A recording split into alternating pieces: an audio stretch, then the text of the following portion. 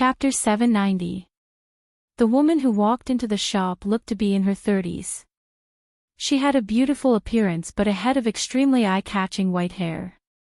This was also the reason why the girl was momentarily stunned. The white-haired woman's voice was soft as she asked, "I ordered a bolt of Suyun brocade here yesterday. Have they arrived yet? I've already sent someone to hurry them. They'll be here soon." The girl smiled apologetically and said, "Madam, why don't you take a seat in the inner room and have some tea and pastries? I'll inform you as soon as the goods arrive." The standard of this cloth shop was extremely high even in the capital where there were many shops.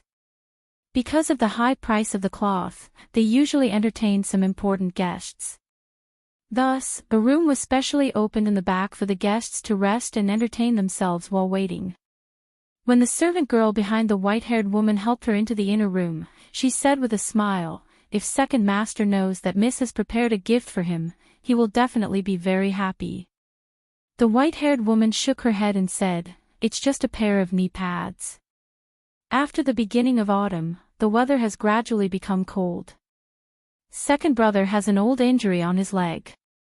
I only hope this can lessen his pain." As the two spoke, they slowly walked into the inner room.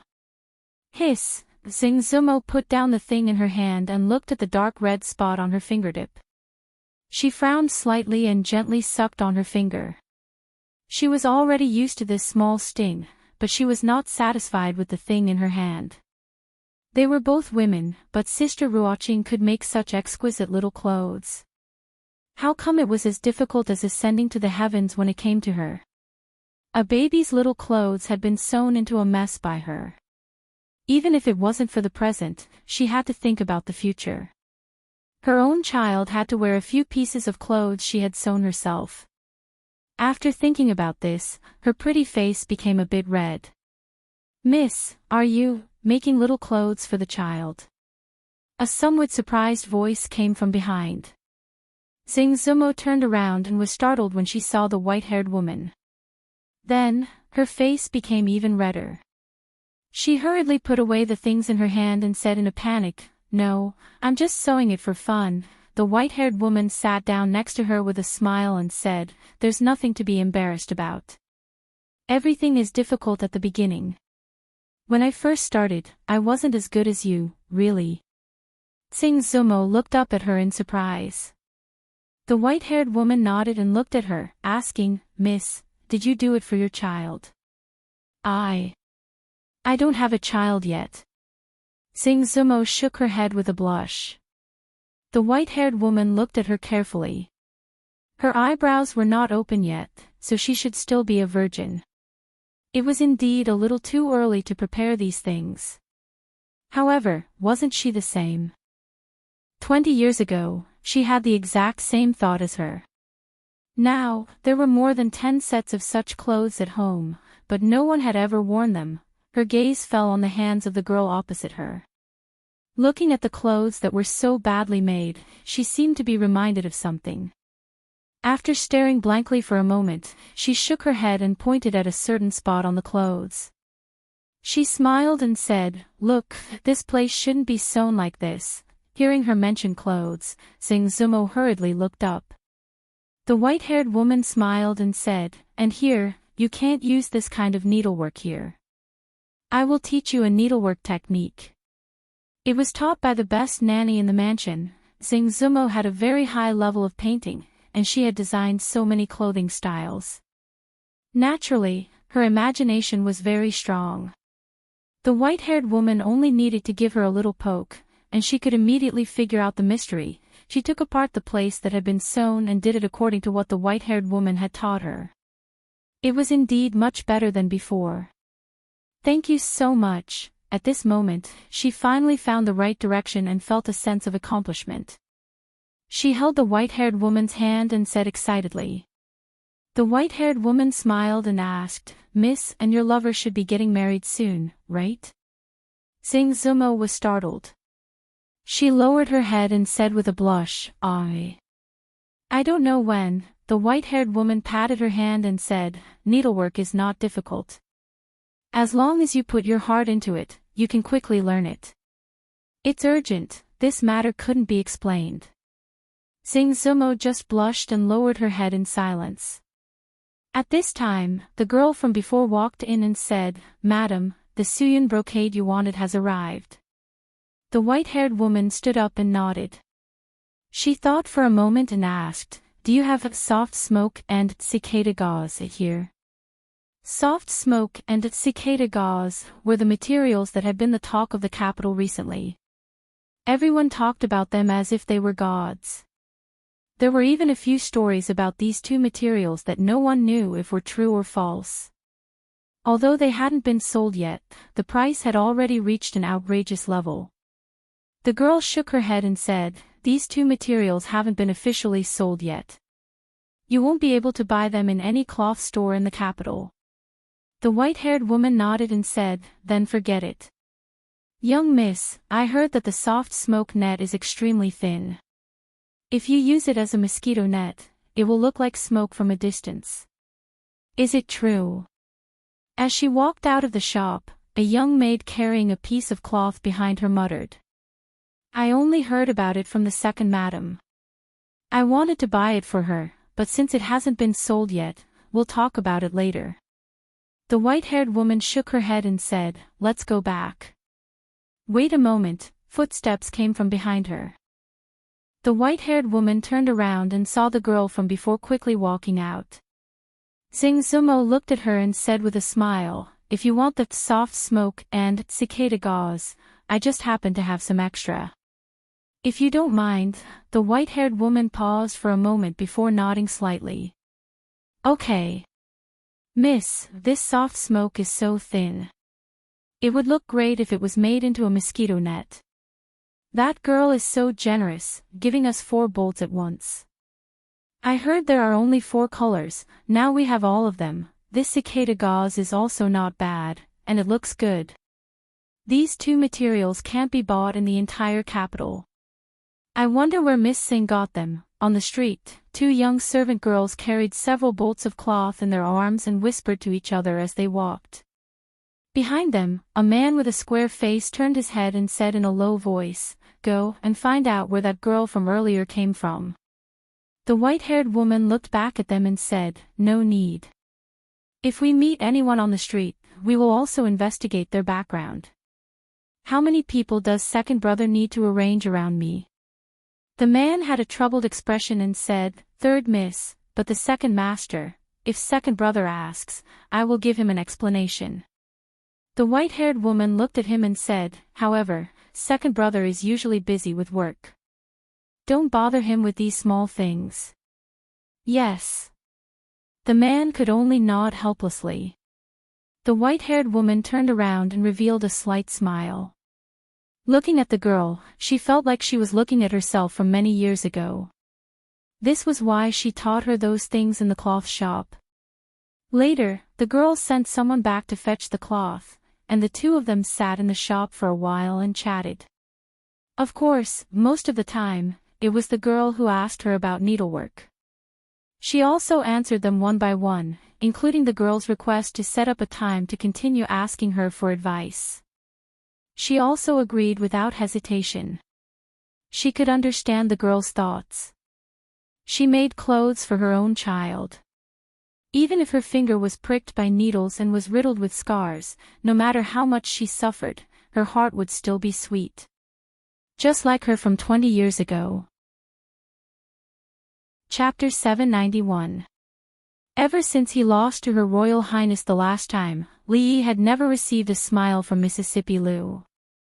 Of course, the behavior of taking the initiative to pick up food for him during meals had never appeared again. For this matter, Li Yi felt very wronged.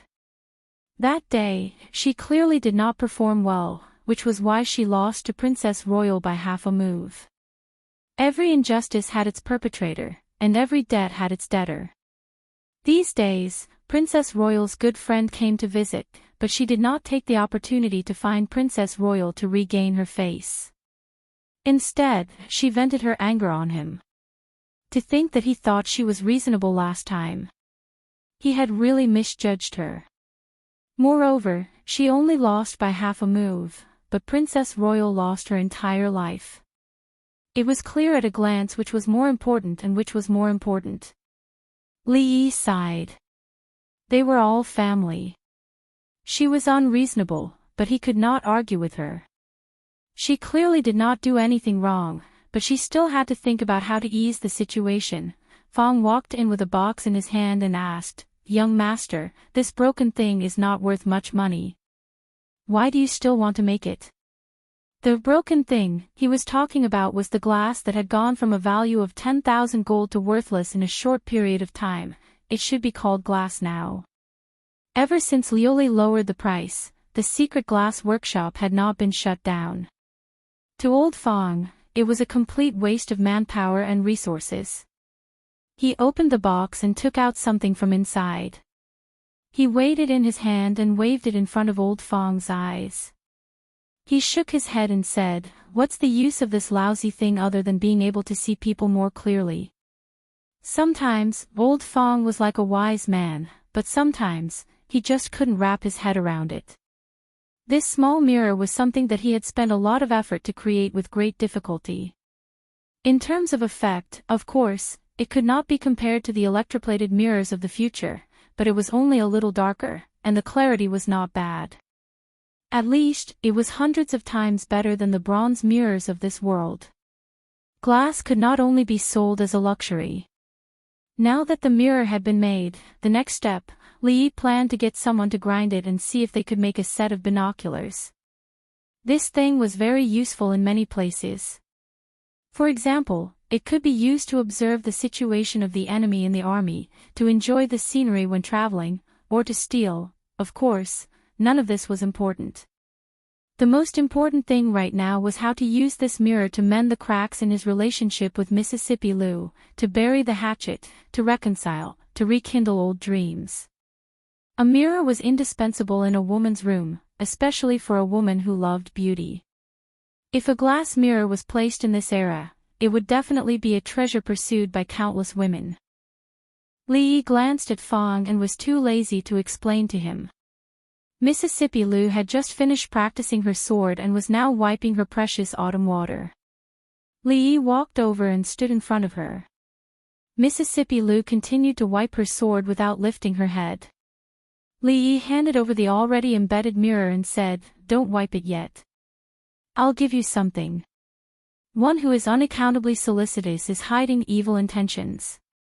Mississippi Liu finally spoke, but she still did not raise her head.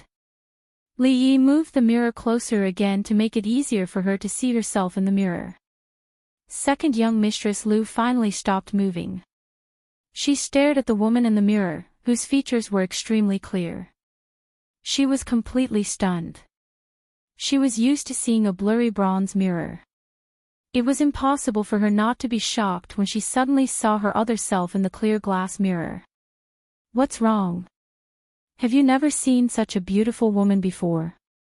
One who is unaccountably solicitous is hiding evil intentions." Li Yi looked at her proudly. "This is the one and only Liuli glass mirror in the world. Just take it as me being solicitous. If you don't want it, I'll give it to someone else." In a flash, the mirror in his hand disappeared. He did not even have time to react. This made Li Yi understand more about the gap between him and Mississippi Liu. "Thanks." She really liked the mirror in her hand. The bronze mirror in the room could be thrown away in a moment. Mississippi Liu raised her head and glanced at it. With this sentence, it meant that she had been bought over by him. This mirror was worth it. Fong looked at this scene from afar with an extremely surprised expression on his face. He had seen the second miss arguing with the son-in-law because of jealousy these days. Just because of that broken thing, the second miss compromised first. Although there were many things he did not understand, he was not stupid. If the second miss liked it so much, it meant that it was not that broken. It was very likely to be a valuable treasure. He quickly walked over and looked at Li Yi. He smiled and said, "Son-in-law, the workshop has made more than 10 pieces of this thing." He counted with his fingers and said, "You can give away 10 pieces at most. Can you leave 2 for me?"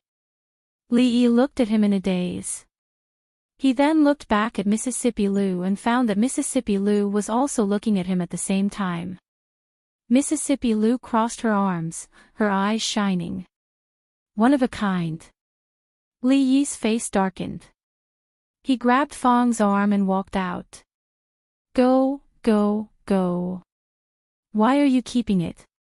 You need to change this habit of yours. If Mrs. Fang finds out, I'll see how you deal with it. He couldn't favor one and discriminate against the other. If he gave Miss Lu a mirror, it meant that he had to give many more. The one in Rui's room was naturally the brightest and largest. Xiao Huan, Shaning, and Yong Ning's room were all in cartoon shapes. Princess Royal got one, Willow Lane got two, Fang got two, and his family got at least two more. The last one was taken by Li Xian. He needed more time to make it again.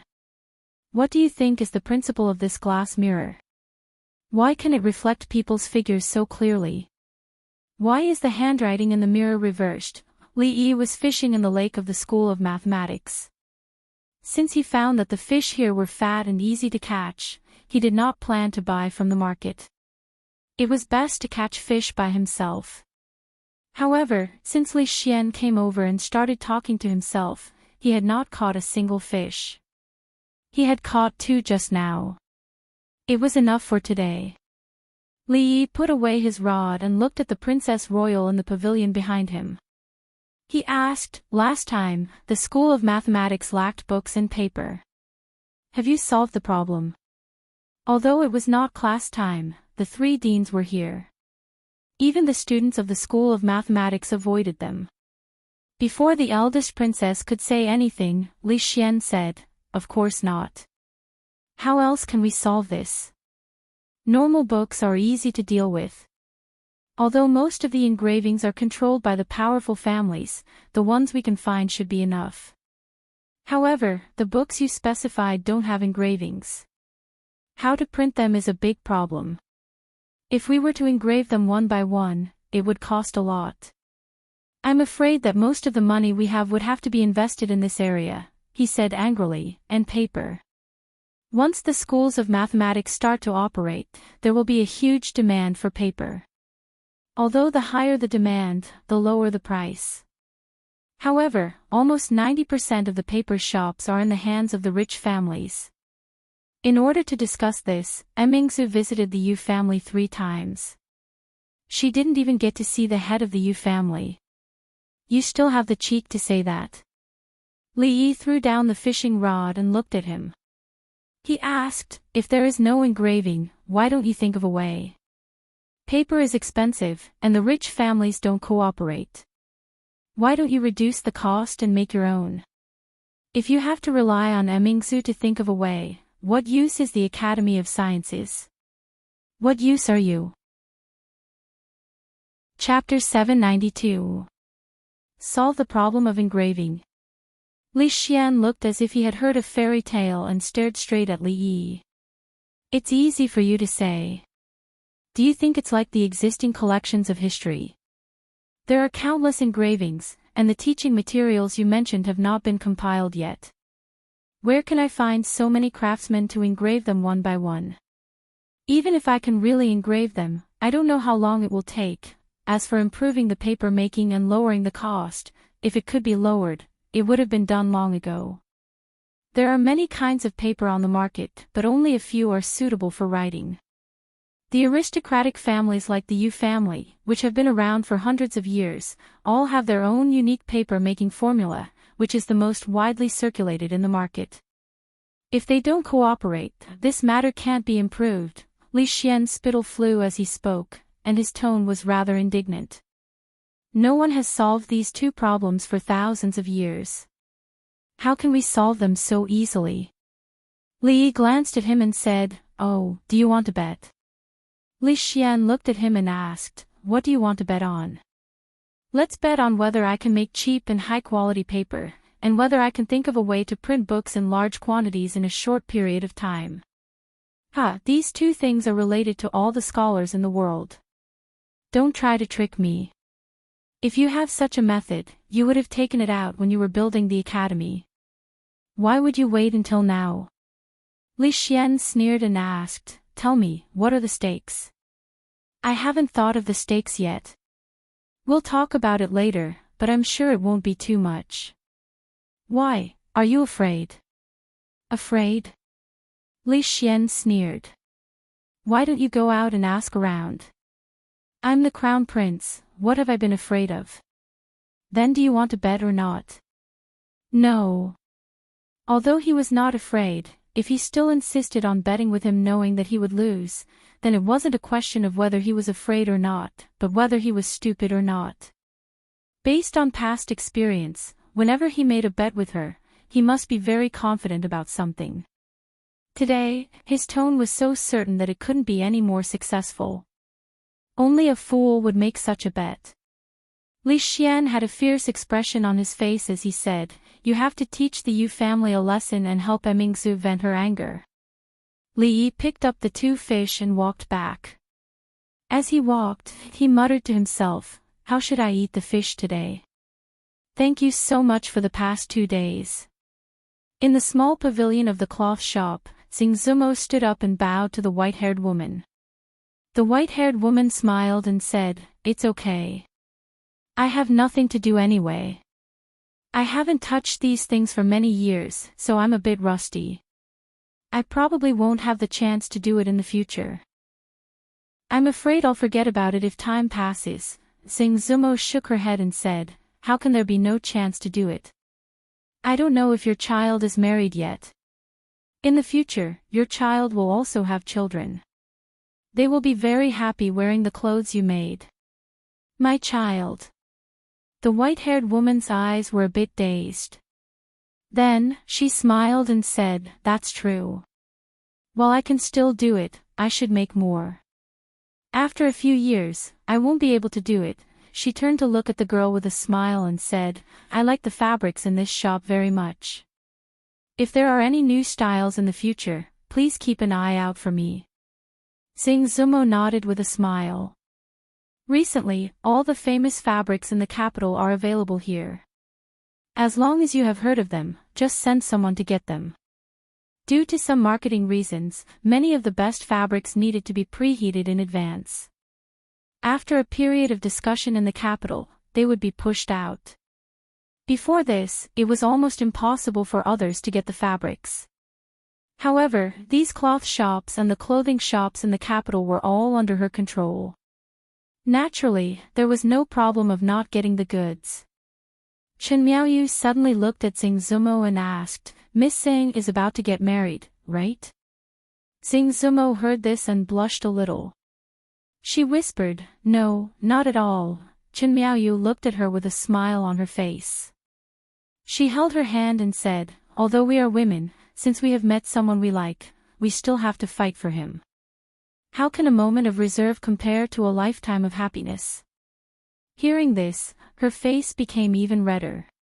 She had seen, kissed, hugged, and even said such shameful words. How could she still have any reserve? In short, don't regret what you do now. Chen Miaoyu patted her hand and said, I should go too. I will see you off. Although they hadn't met many times, the two of them were very congenial. When they walked out of the inner room hand in hand, they heard a slightly messy sound coming from the shop. Inside the shop, a young girl said apologetically, my apologies, sir, the soft smoke gauze and cicada yarn haven't arrived yet. Please wait for a few days. As soon as they arrive, we will immediately send someone to inform you. Inside the shop, the young man hugged an enchanting woman and whispered with his head lowered, you see, they don't have the goods here. There's nothing we can do, the enchanting woman said coquettishly, it's not that they don't have the goods. These two kinds of fabrics are only produced in their shop. Young Master Yu doesn't know, but she can tell you that they don't have them here. Those slutty foxes in the Jade Courtyard all use them. The young man showed a hesitant expression. He didn't know the details of this cloth shop, but he knew that it was impossible to do business in the capital without some kind of background. The Yu family was also a big aristocratic family in the Jing kingdom. Although it was not as big as the Chui family and the Wang family, it was not far behind. Because of the relationship between the king of Shu, the Yu family and the Chui family were especially close. Unlike the Chui family, which mainly dealt in jewelry, the Yu family had been running a paper mill for decades. The Yu family's paper name was known throughout the Jing kingdom. In the eyes of most people, they were a top scholarly family. However, this was not the capital he was proud of. At least for now, the Yu family did not have the capital to let him run amok at the bottom of a well. Just as young Master Yu was hesitating, the enchanting woman beside him leaned over and whispered something in his ear. I heard that the soft smoke gauze and cicada yarn are extremely thin, and the color is also beautiful. If I wear them, I will definitely look good with half of them covered. When the time comes, I will wear them for you to see. Although young Master Yu didn't know what soft smoke gauze and cicada yarn were, he understood the woman's words. Suddenly, a blurry image appeared in his mind. Although the Yu family was not strong enough to run amok in the capital, that was in the past. Now, even the eldest princess, who presided over the court, had a favor to ask of the Yu family, but she did not get to see her father. Recently, the Chui family was extremely satisfied with the Yu family. In the future, when the king of Shu ascended to the throne, the Yu family might be able to climb even higher. Even if there was someone behind the shop, they would not dare to provoke the Yu family now. Once again thinking of the eye-catching image that appeared in his mind, young Master Yu reached into his robe and adjusted his posture. Then, he looked at the woman and said angrily, "How dare you lie to me? You didn't receive the goods. Then tell me, where did the cloth on the outside come from?" Chapter 793. In the shop, the young girl had an awkward expression. Young master, you shut up. Young Master Yu impatiently waved his hand and interrupted her. Where is your shop manager? Let him personally tell me if you have any goods or not. As soon as he finished speaking, several men who looked like guards immediately walked up and stood behind him. They were full of vigor. A slightly older woman turned around to look at the door of the inner room. Seeing the woman at the door nod slightly, she immediately walked up and said, "Young master, I'm really sorry. We don't have soft smoke silk and cicada wing yarn at the moment. I don't know where young master's residence is. Once we have the goods tomorrow, we will immediately send someone to deliver them to your residence." Seeing the attitude of the shop manager immediately soften, young Master Yu's heart calmed down a bit. It seemed that the power behind this shop wasn't that great. However, since the other party had expressed goodwill, he didn't need to be overbearing and make an enemy for no reason. Ning Yuan Ho's residence, he lightly said. He lowered his head to look at the enchanting woman and whispered, "You see, they said that they will deliver it tomorrow. Why don't we wait a bit longer? I will listen to young master." The woman nodded. She then glanced around the shop and her eyes suddenly lit up. She pointed at a young maidservant in front of her who was holding a roll of cloth and said, "That Kunyu courtyard has a relationship with them, so they can always get the latest styles earlier. I won't ask for anything else, but young master, I also want a roll of cloth like that." Young Master Yu tilted his head and glanced at this woman. He had spent a lot of effort to win over this woman. She was a famous prostitute in the capital. It was said that she hadn't been combed.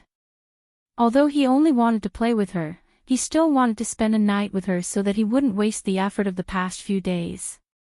He only wanted to quickly get to night. Before that, he would naturally do his best to satisfy the other party's request. It was only a roll of cloth. He pointed at the maidservant and said to the cloth store manager, "Did you hear that? Bring 2 rolls of cloth like the one in her hands for this young master."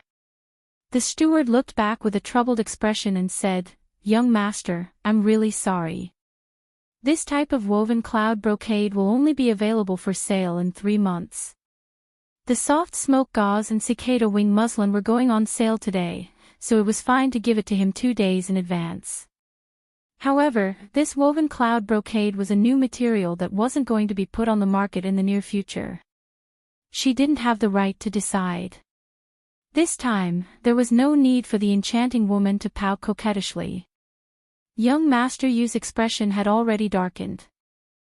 Just now, he had clearly told the other party that his home was Ningyuan Ho Mansion. But now, the other party was pointing at the cloth in the servant girl's hand and said that it would only be sold in 3 months. Was he teasing him?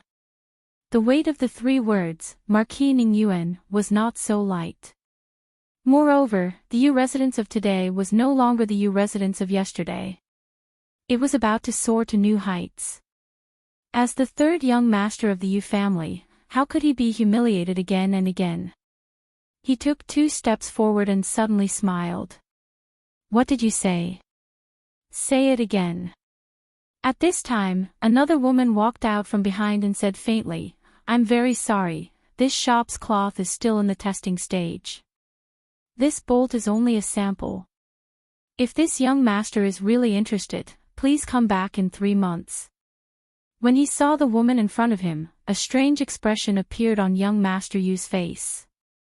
He then pointed at the young servant girl holding the cloth and said, Oh, a sample.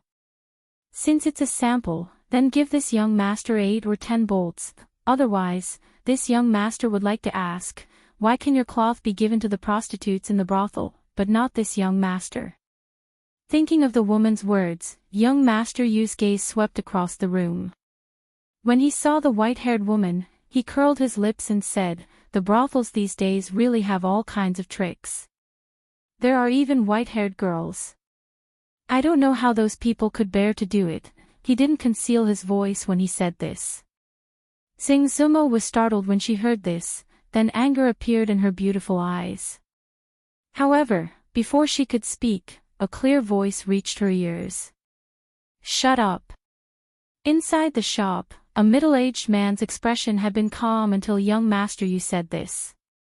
His face instantly turned ashen. He took 2 steps forward and slapped him hard in the face. Young Master Yu seemed to be stunned by this sudden slap. He staggered and almost fell to the ground. After stabilizing himself for a long time, he felt the burning pain on his face. Only then did he understand what had just happened. What are you still standing there for? He kicked the guard next to him and said angrily, break his hand for me. 3rd young miss, go in and rest for a while. Leave this to us. The middle-aged man turned around and said softly. He cracked the joints of his hands, and when he turned back, his expression became fierce. He looked at the dozen or so figures coming in from outside and ordered, be careful not to break anything in the shop. At this time, seeing the crowd surrounding them, young Master Yu, who realized what had happened, began to pale. You, what do you want? My father is Ningyuan Ho, and I am a member of the Yu family. You, if you dare to make a move. Xing Zumo was pulled by the white-haired woman into the inner room in a daze. Only a moment later, the middle-aged man came in and said respectfully, it's all taken care of. 3rd young miss, let's go. Chen Miaoyu turned her head and smiled at Xing Zumo, I'll go first. Xing Zumo nodded absent-mindedly. Only now did she understand that the identity of this Madame Qin, who was skilled in needlework, did not seem to be as simple as she had imagined. At this moment, young Master Yu was no longer in the shop. He and his guards had been grabbed by the arms and thrown out of the shop. Only the enchanting woman was left. Her face was pale, and when she came to her senses, she screamed and ran out in a panic. In a brothel somewhere in the capital, several women looked at the enchanting woman who walked in and said with a smile, Oh, why are you back so early today? Why didn't that young Master Yu pester you a little longer? Sigh, why am I not as lucky as my sister? The Yu family is truly noble. If I can be taken back by young Master Yu as a concubine, I won't have to worry about wealth for the rest of my life. The enchanting woman laughed and teased them for a while. Then, she went upstairs by herself. She walked into her room and closed the door. How is it? The enchanting woman turned around with a solemn expression. Looking at the other side of the curtain, she said, "It's very different from the plan." There wasn't much conflict with the other party. She quietly recounted what happened today. After a long time, a voice came from the other side. "It's fine, these are enough. The one who suffered today was young Master Yu. As long as the Yu family doesn't pursue the matter, isn't my lord's plan, the Yu family." The voice of the man behind the curtain was still very calm. "Whether to pursue the matter or not is not up to the Yu family. Chen Chong only has one sister. For her, he would turn against his own family. That person will not let the Yu family off easily. However, one Yu family is not enough, my lord. Leave the capital before tomorrow and never come back." Chapter 794. The capital magistrate, Lu Dao, had been very busy recently. Every day, he worked day and night.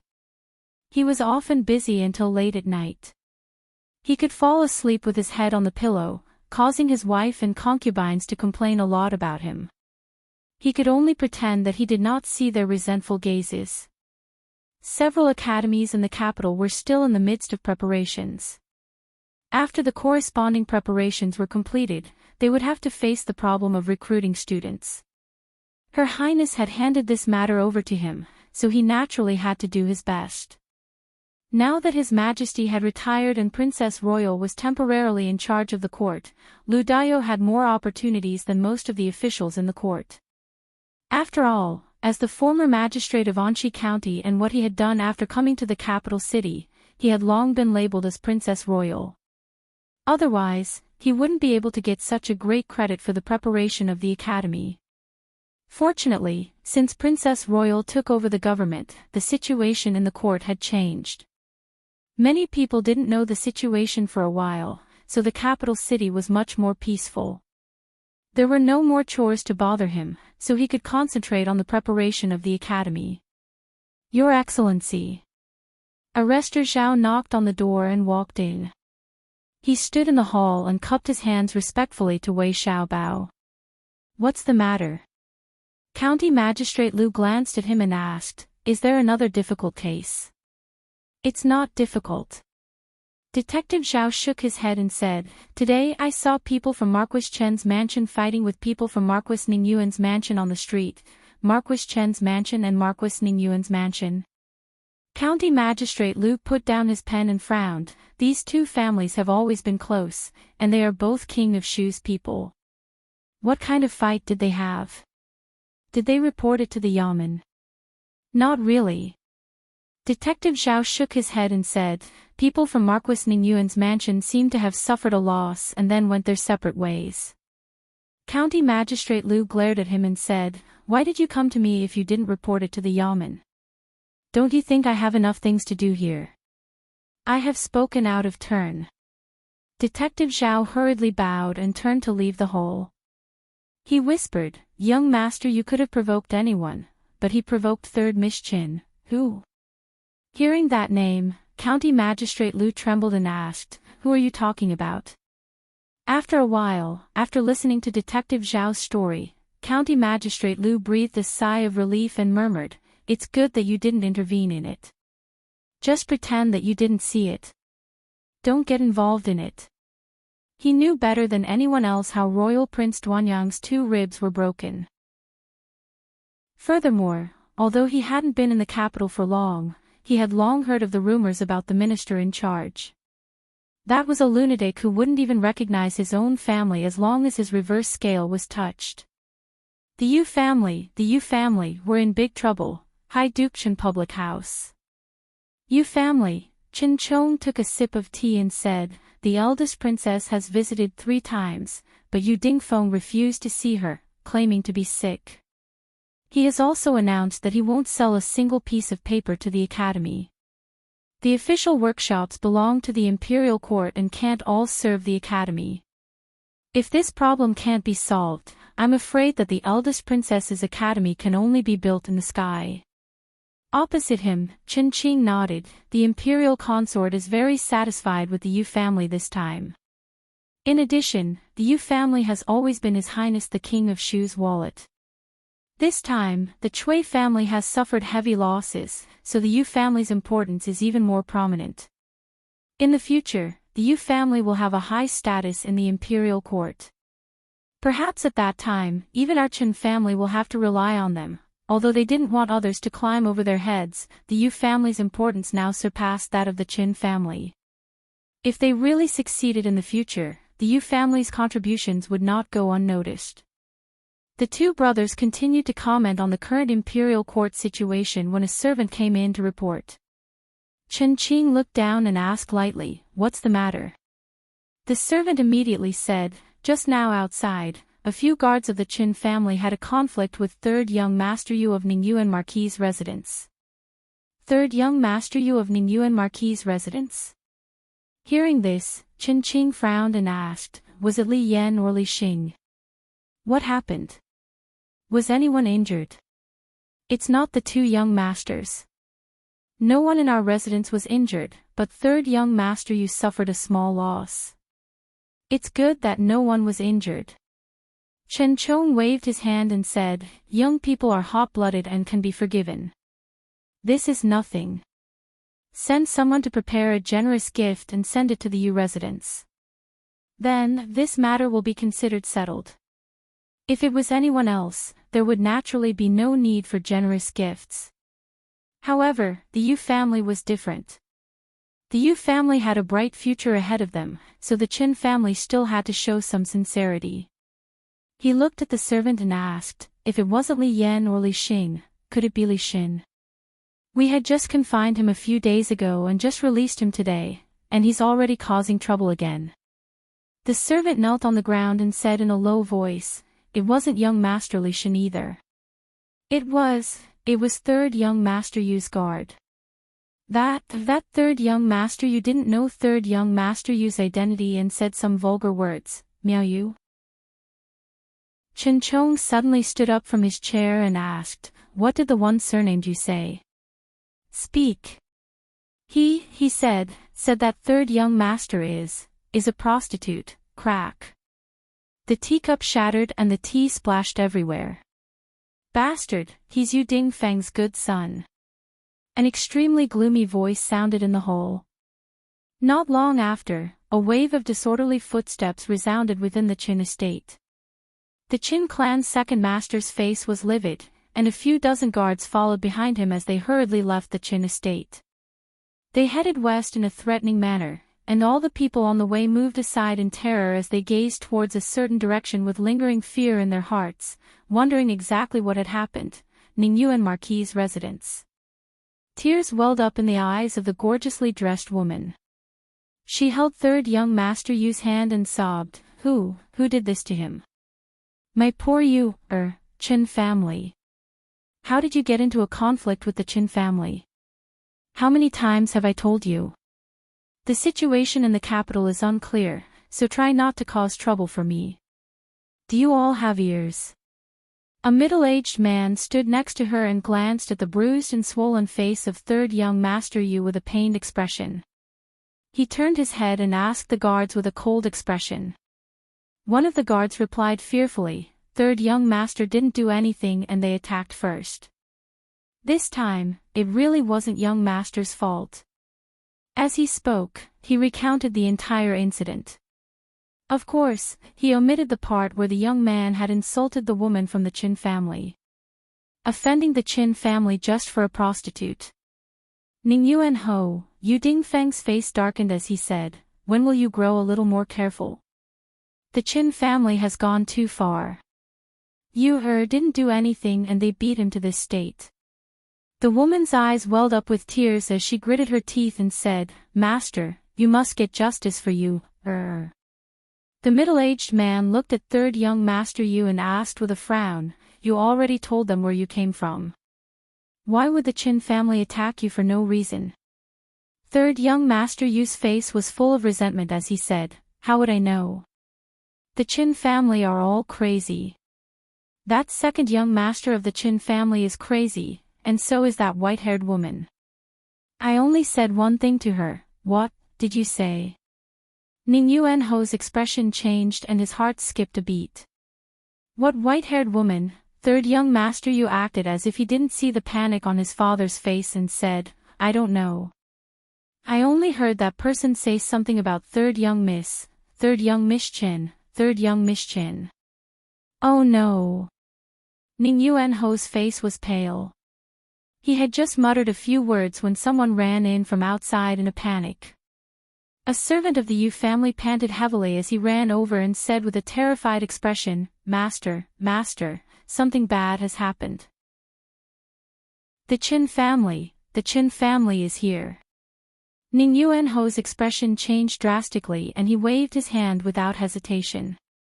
Quickly hide the young master. The second young master of the Chin family had brought a group of people with him and aggressively attacked Ning Yuan Ho's estate. Even in the capital, which never lacked for entertainment, it was still a big event. After hearing the news, the entire capital was in an uproar in an extremely short period of time. Countless people were paying attention to the development of this matter. Some people were watching from the estate while others hurriedly left and rushed in the direction of Ning Yuan Ho's estate. Inside the Yamen, County Magistrate Liu reminded Constable Chen again, remember, you didn't see anything just now and you don't know anything. At the Ministry of Revenue Yamen, Assistant Minister Xing hurriedly took his leave and immediately left in a sedan chair. At the Chui family estate, a carriage drove out from the side door and quickly headed in a certain direction. Qin estate. Qin Yan, who had just heard the news, quickly walked out of the estate. Just as he was about to step onto the carriage, a voice came from behind him. Big brother, where are you going? Qin Yan already had one foot on the carriage. He turned his head to look and frowned. Where did you go again? You didn't even eat lunch at home. Lord Father just asked. Qin Fifth Master smiled and said, there was a new show at the brothel today. I was so engrossed in it that I forgot the time. If you like to listen to shows, just by a few actors at home. It's best not to go to that kind of place. Qin Yan said this and then boarded the carriage. He let down the curtain and urged, quick, to Ning Yuan Ho's estate. Qin Fifth Master shook his head. When he stepped into the Qin estate with his hands behind his back, he muttered in a low voice. How can the shows at home be better than those outside? Chapter 795. The second master of the Qin family, Qin Chong, had led dozens of guards from the house of high dukes. They passed through the streets and alleys, aggressively attacking Ning Yuan Ho's residence. This incident had caused quite a stir in the capital for the past 2 days. The Ho's residence had been attacked. On a large scale, this was a crime punishable by death. But on a smaller scale, it could be so small that the authorities did not even need to show up. The attackers were from the House of High Dukes, led by Qin Chong. When the incident happened, the capital was in an uproar. However, this incident did not cause any serious consequences.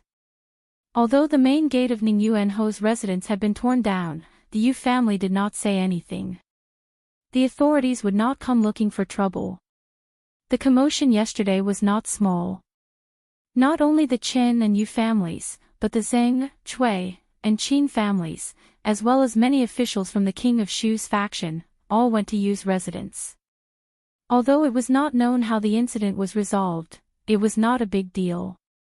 Li knew about this yesterday, but he was only a little surprised. Internal strife was the custom of the King of Shu's faction, so he was not surprised. At this moment, he was listening to Xiao Chui complain that someone had caused trouble at the cloth shop yesterday. Although they were chased out, they said some nasty things that even she could not bear to listen to. That madam was very kind and taught the young miss many things. Now, the clothes that the young miss sewed were not as ugly as they used to be. Who was causing trouble yesterday? Li Yi looked at her and asked. Xiao Chui thought for a moment and said, it was something like young Master Yu. I think it was Ning Yuan Ho or something. I can't remember. Li Yi was startled. Ning Yuan Ho, why did these 3 words sound so familiar? It seemed that the Yu family head that the eldest princess could not meet was Ning Yuanho. This morning, the internal strife incident was still spreading in the capital, and Ning Yuanho was also the male lead. The Yu family, what a coincidence! If the Yu family bullied others like this, the heavens would naturally accept it. He shook his head and then asked Xiaozue, earlier, you said that the madam who has been very close to your young miss recently, what's going on? This. Xiao Chui blinked and said, I met her at the cloth shop last time. That madam is very good at needlework. She taught young miss how to make children's clothes. Do you know which family's madam is it? Although the two women were surrounded by people to protect them, Li Yi did not want to give them the feeling that they were being monitored all the time. In addition to ensuring their safety, he would not interfere with other things. Even so, the sudden appearance of a madam by her side still had to be investigated. I don't know. We only know that her surname is Qin. That madam has never mentioned it, so we can't ask her directly. However, she usually brings a lot of guards with her when she goes out. Xiao Chui blinked her eyes twice, then she patted her head and said, that's right, that madam's age isn't that old, but her hair is all white. That servant girl called her third lady, third miss, surnamed Qin, and her hair is all white? Li Yi was stunned. It can't be such a coincidence, right? On the street, Xing Zumo and the white-haired woman walked side by side. The latter turned her head to look at her and asked, the Yu family didn't make things difficult for you afterward, did they? Xing Zumo shook her head. No, this is the capital. They wouldn't dare to do anything. The Yu family is powerful after all. It's better to be careful. She reminded, if the Yu family makes things difficult for you in the future, come find me at Duke Chen's residence. Although the two had seen each other several times these days, due to their own reasons, they usually referred to each other as Madam Qin and Miss Xing. They had never voluntarily revealed their identities. Xing Zumo had already guessed that her identity was not ordinary from yesterday's incident, but she still did not expect it to be to this extent. Even the current Xing family could not compare to a behemoth like the Qin family. Soon, she threw these thoughts to the back of her mind and nodded politely. She glanced around and suddenly realized that they were almost at Willow Lane. She pointed forward and said, my house is just ahead. Madam, do you want to come in and sit for a bit? Hearing this, the white-haired woman hesitated for a moment, then nodded lightly. Miss, are you not from the capital? As the two walked forward, the white-haired woman suddenly asked. This area belonged to the downtown area. There were no big mansions, and officials and rich families would not choose to build their houses here. This Miss Zhang had an extraordinary temperament, and she had such a shop in the capital. She had thought that she was also the daughter of such a family, but now it seemed that this was not the case. I stayed in the capital for a few years when I was a child. Later, I went to another place and came back last year. Xing Zumo briefly mentioned this matter. She did not want to mention some memories about the capital, including her own name. After all, more than 10 years ago, the Xing family was also prominent. However, in that Xing family, all the men of the direct line died, and the women became the musical house. Everything here, for her, was an extremely horrible memory. The white-haired woman did not ask further. The two walked to the entrance of an alley. Xing Zumo smiled and pointed inside, saying, it's in there. Above the entrance of the alley, there was a stone plaque, on which the words, Willow Alley, were written. The white-haired woman just glanced at it and walked in side by side with Xing Zumo. After a few steps, she suddenly stopped and murmured, Willow Alley. As if thinking of something, she looked back at Xing Zumo with an expression of disbelief and expectation. Miss Zhang. Is it Miss Xing Zumo from Willow Alley? Hearing her name from the mouth of a person she had never revealed made her completely ignore the fact that the Willow Alley in front of her was not the eldest daughter of the Xing family. Her body trembled, and her face turned pale. However, after Mrs. Chen said this, the expression on her face was different from any of what she had imagined. Surprise, surprise, and even a little bit of love. Seeing her reaction, Chen Miaoyu knew that her guess was right. Holding her hand, a smile appeared on her face, and she said, "It turns out to be you. I should have asked earlier, Xing Zumo was confused by her reaction and asked in confusion, "Mrs. Chen, you know me?" Chen Miaoyu held her hand and said with a smile, "Let's go in and talk." Xing Zumo was pulled by her and walked into the alley in a daze. "Okay, I'll go first. When your young Miss or Miss Ruoqing comes back, just let them know." In the small courtyard, Li Yi stood up and patted Xiao Chui's head, saying, "Next time I come, I'll bring 2 glass mirrors for you and Xiao Zhu." "Really?" Xiao Chui's eyes were shining. She had envied the mirror in her young Miss room that could clearly reflect a person's figure for a long time. "Yes, you must keep your promise." Li Yi walked to the door of the courtyard, then turned back and waved. "Let's go." He raised his hand to open the door, but the door was pushed open from the outside. "I didn't expect you to know before." Xing Zumo turned her head and walked in while talking to Mrs. Chen. When she stepped over the threshold, her chest was suddenly pressed by something. She looked back, saw Li Yi standing at the door, and lowered her head again. Looking at Miss Tseng and Miss Chen standing at the door, Li Yi's mouth slightly opened. He could swear on his conscience that just now, he really just wanted to open the door. "You're back, what a coincidence," his expression didn't change. He helped her tidy up her clothes, and said with a smile. Chapter 796. How old are you? Your clothes are wrinkled and you don't even know how to tidy them up. If it wasn't for Xiao Chui, you wouldn't even be able to take care of yourself. Li Yi helped her tidy up her clothes and looked at her with a frown. Then, he turned to the white-haired woman and smiled.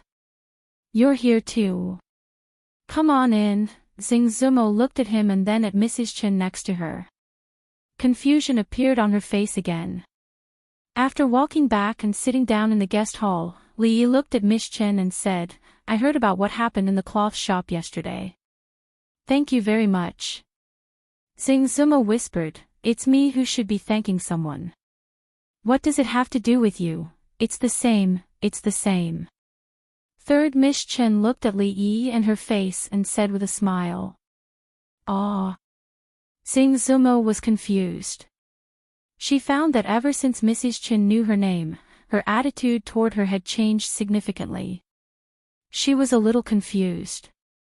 At this moment, she still had a lot of questions in her mind, but she could only suppress these thoughts for now.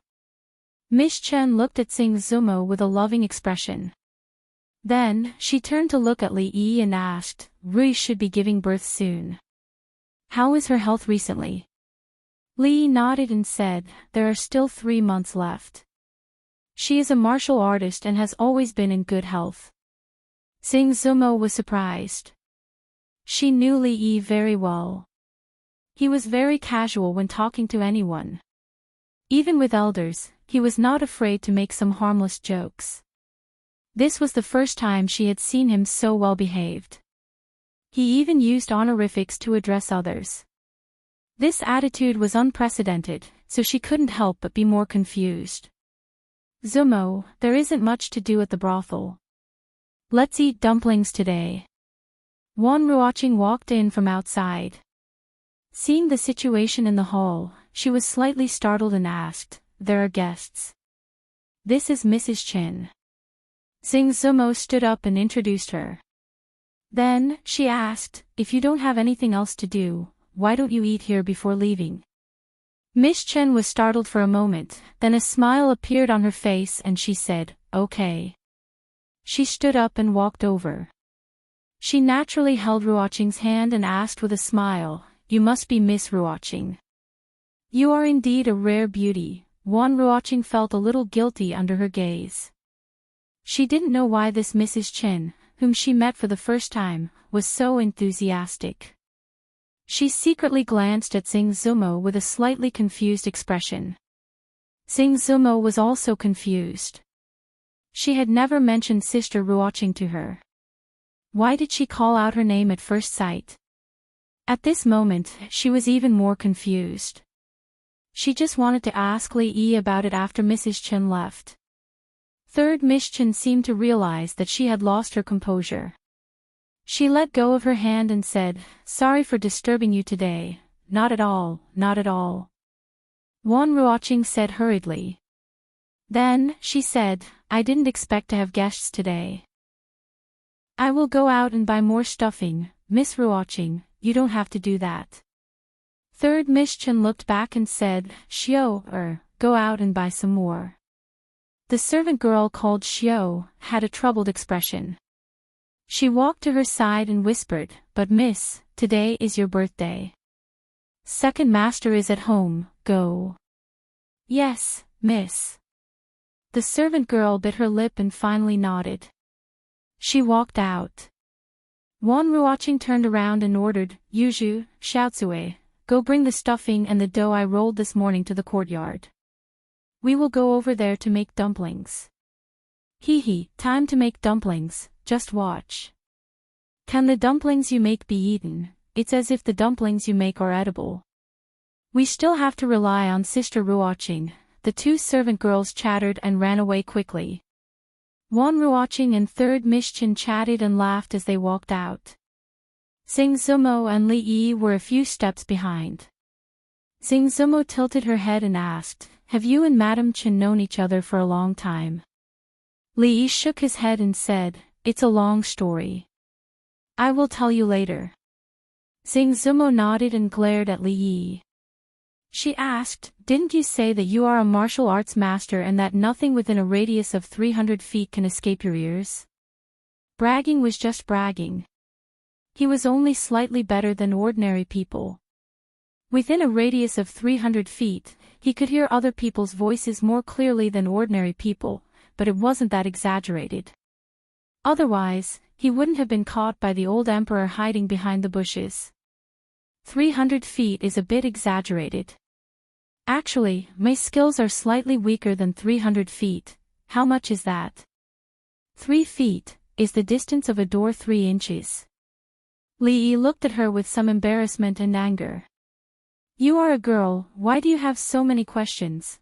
The voice paused and then said, "There are no creases on my clothes just now. Here, and here, lanterns are hung off. Have you invited everyone that should be invited?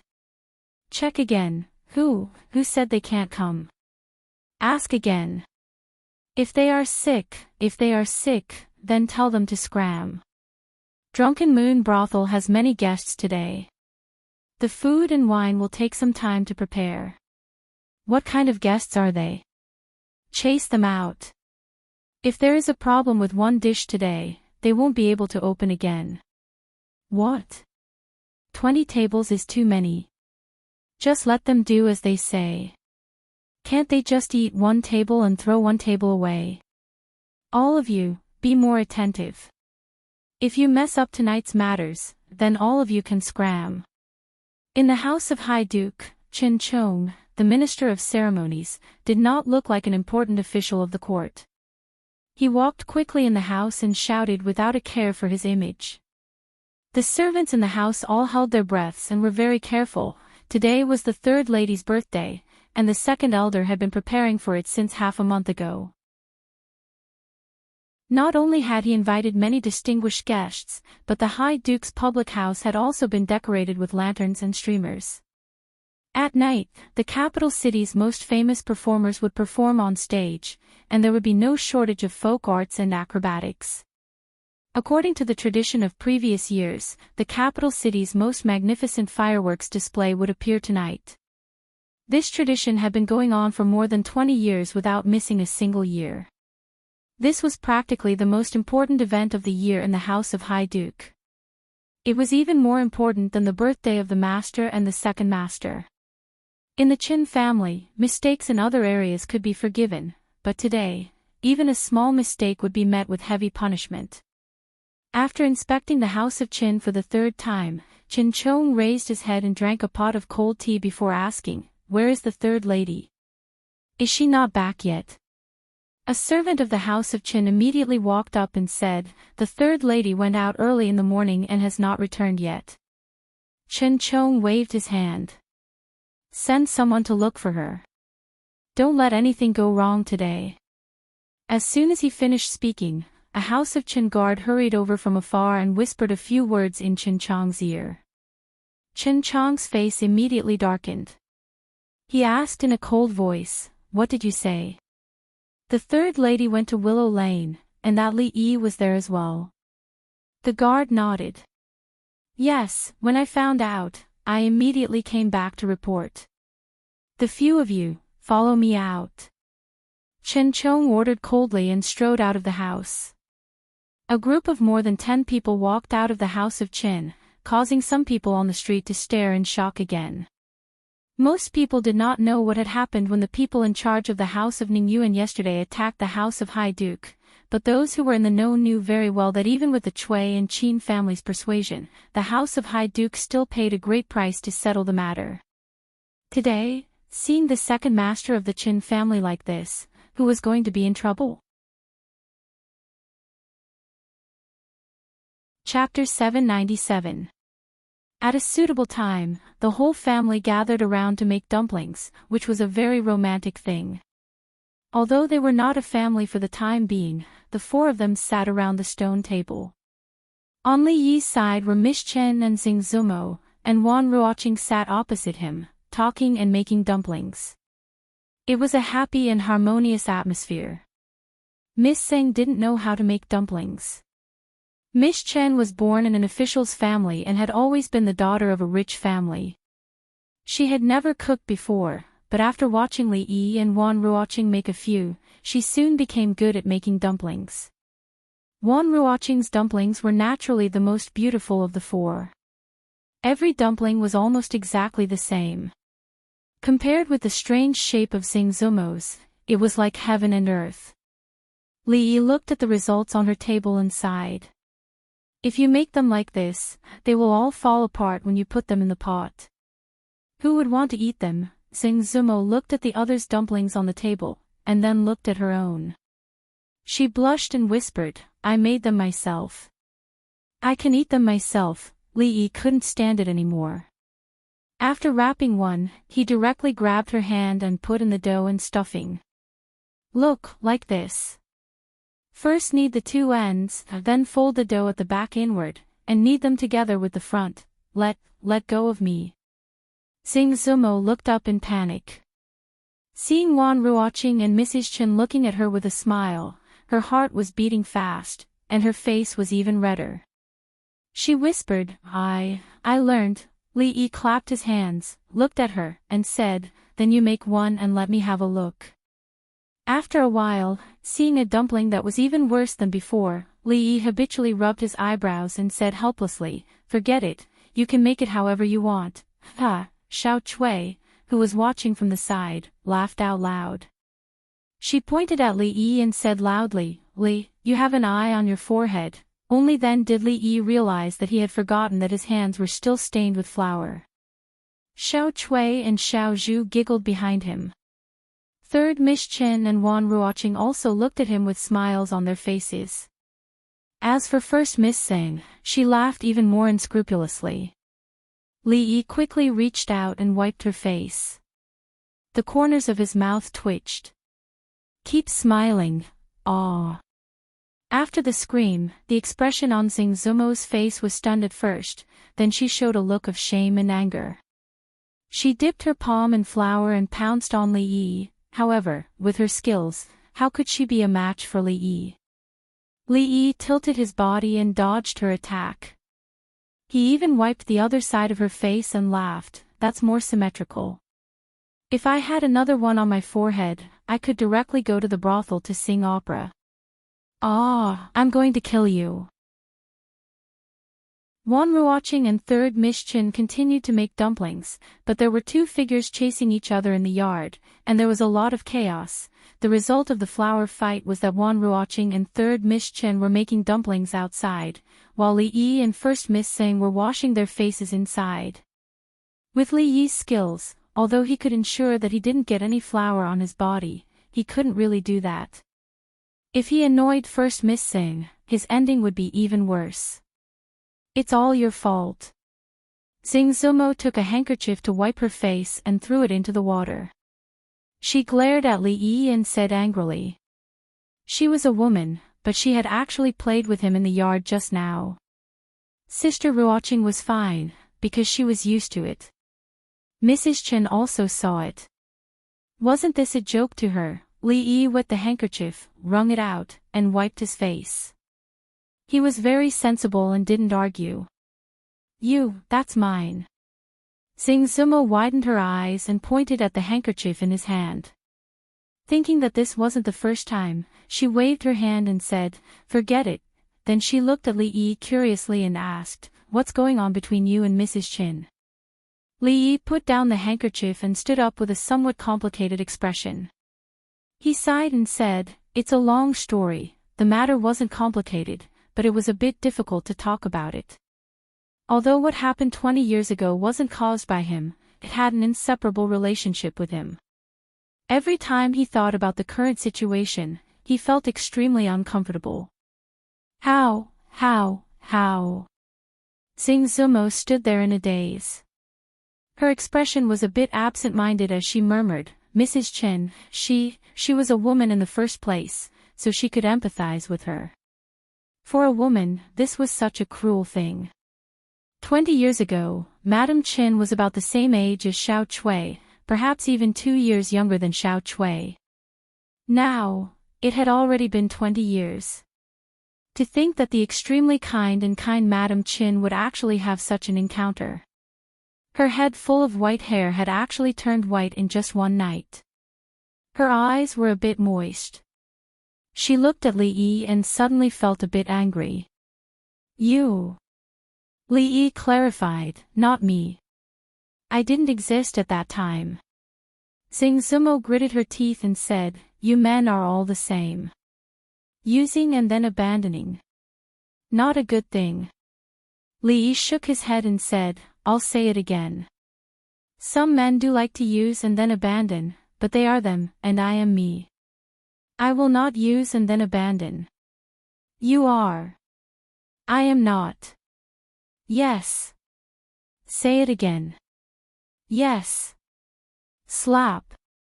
Li Yi slapped her butt. We'll talk about it later. Xing Zumo was stunned on the spot. A certain part of her body felt numb, but more of it was shame. Her pretty face was flushed, and even the roots of her ears were red. She looked up at Li Yi and said hatefully, yes. Slap. Li Yi looked at her and asked again, is it? Yes. Slap. Yes, it is. Slap. Slap. Slap. No. The numb feeling came again and again. Her face was so red that it seemed like it was about to drip blood, and her voice was already sobbing. Slap. Another wave of numbness came. She raised her head and looked at Li Yi in disbelief. I already said it's not. Li Yi looked down at her and said with some embarrassment, sorry, I hit you casually. Why don't you say no again? It was never too late to mend the fold after the sheep were lost. A prodigal son's repentance was more valuable than gold, and there was still a glimmer of hope at the end of the tunnel. To be able to recognize one's mistakes was a good thing, and Li Yi still had to learn from Miss Sing on this point. Miss, why is your face so red? Xiao Chui asked Xing Zumo in surprise when the two of them walked out of the backyard. Li Yi explained, the water is too hot and your miss is thin-skinned, so her face turned red. Xiao Chui nodded, not really understanding. She didn't know whether the water was hot or not, but she knew that every time the miss was alone with Li, her face would turn red. Wan Ruoqing looked at the dumplings on the plate and said, it's just the few of us. We're almost done. When Li Yi helped to clean up the tray on the stone table, there was a sudden knock on the door. Open the door. Open the door. Li Yi, don't hide. I know you're inside. Li Yi frowned, dusted off the flour on his hands, and walked toward the door. Third Miss Chen was startled and murmured, "Second brother." At a certain moment, the knocking stopped. Chen Chong took a few steps back and looked at the two people who suddenly appeared in front of him. He asked, "Who are you?" The dozen guards behind him also looked at the two warily, as if they were facing a great enemy. One of the men said expressionlessly, "I want to ask, who are you, and what are you doing here?" Creak, the door opened from the inside, and Li Yi walked out. "Young master." The two men looked at him at the same time and lowered their heads slightly. Li Yi nodded, then looked down and asked, "May I know what business you have here, Lord Supervisor?" Chen Chong's face was filled with anger. "You dare to ask me? Where is my third sister? Hand her over." "Second brother." Third Miss Chen hurried out and said, "Second brother, I'm fine." Chen Chong looked at her nervously and asked, "Miao Yu, did this bastard do anything to you?" Li Yi looked at him, his eyes narrowed, and his fists clenched. He didn't offend anyone, so how did he become a bastard? If not for Third Miss Chen being here, he would definitely let this guy know what it meant to be a bastard. Chen Chong glanced at Li Yi, then supported Third Miss Chen and said, "Third sister, let's go. Follow second brother home. The preparations have already been made, we can't leave now." Third Miss Chen shook her head. Chen Chong frowned and said, "Don't mess around. Hurry and follow second brother home. The guests are all waiting." Third Miss Chen shook her head again and said, "Miao Yu just made some dumplings here. Why don't second brother stay and eat some with us?" "Dumplings?" Chen Chong's expression froze. Third sister made them personally. He found it hard to believe. Ever since he was young, his third sister had never done such things. As the daughter of the Qin clan, who would dare to make her do such manual labor? Even as her elder brother, he had never eaten the dumplings she made personally. Third Miss Chen waved her powder-stained hands and said with some embarrassment, "I just learned how to make them, so I didn't do it well." Chen Chong stood there in a daze. After thinking about it, he nodded slightly. Then eat some." Chapter 798. Since the third young lady had spoken, Li Yi naturally could not ignore her and shut Chong Chen outside the door. "Come in." Li Yi only glanced at Chong Chen and said expressionlessly. Although he was a magnanimous man and did not mind what Chong Chen had said to him, his expression was naturally not pleasant. He was having a good meal here, and this shameless outsider had the nerve to come over. Halfway there, he realized that the dumplings had run out. The dumplings made by 4 people were only enough for 4 people and 2 servant girls. With the addition of 1 more person, it was not quite enough. Turning back, he looked at Chong Chen and said calmly, "The dumplings are out. Lord Chen, go and buy some more." "You." As a dignified minister with the backing of the House of Duke, when had he ever been ordered around like this? Anger appeared on Chong Chen's face. He was about to flare up when the third young lady waved her hand and said with a smile, "I'll ask Xiao Er to buy some. She just bought some and knows the place." "Let me go." Chong Chen shook his head. Third young lady had personally made the dumplings. How could the fillings bought by a servant girl compare to the ones he had bought? He was just dissatisfied with the rascal's attitude. After glaring at Li Yi, he strode out. The third young lady took a few steps forward and looked at the 2 girls. She said apologetically, "I am a guest and made the decision without permission. I hope Suamo and Ruoqing will not take it to heart." No. Ruoqing shook her head and said with a smile, "It's just an extra pair of chopsticks." In Li Yi's view, this was not just an extra pair of chopsticks. Every time Chen Chong, this arrogant fellow, saw him, it was as if he was talking through his nostrils. This made him very uncomfortable. However, in terms of rank, a fifth-rank official was 4 ranks lower than him. Who gave him this confidence? If she saw him walking around in front of her, this meal would lose some of its flavor. However, he did not want to make things difficult for the third young lady, so he shook his head and walked to the kitchen. Although they were eating dumplings today, they couldn't just eat dumplings. Other than the main course, they had to stir-fry a dozen dishes and make some soup. Not far from Willow Lane, there was a food market. The people of the capital had seen people buying meat stuffing, but they had never seen a mighty group of more than 10 people.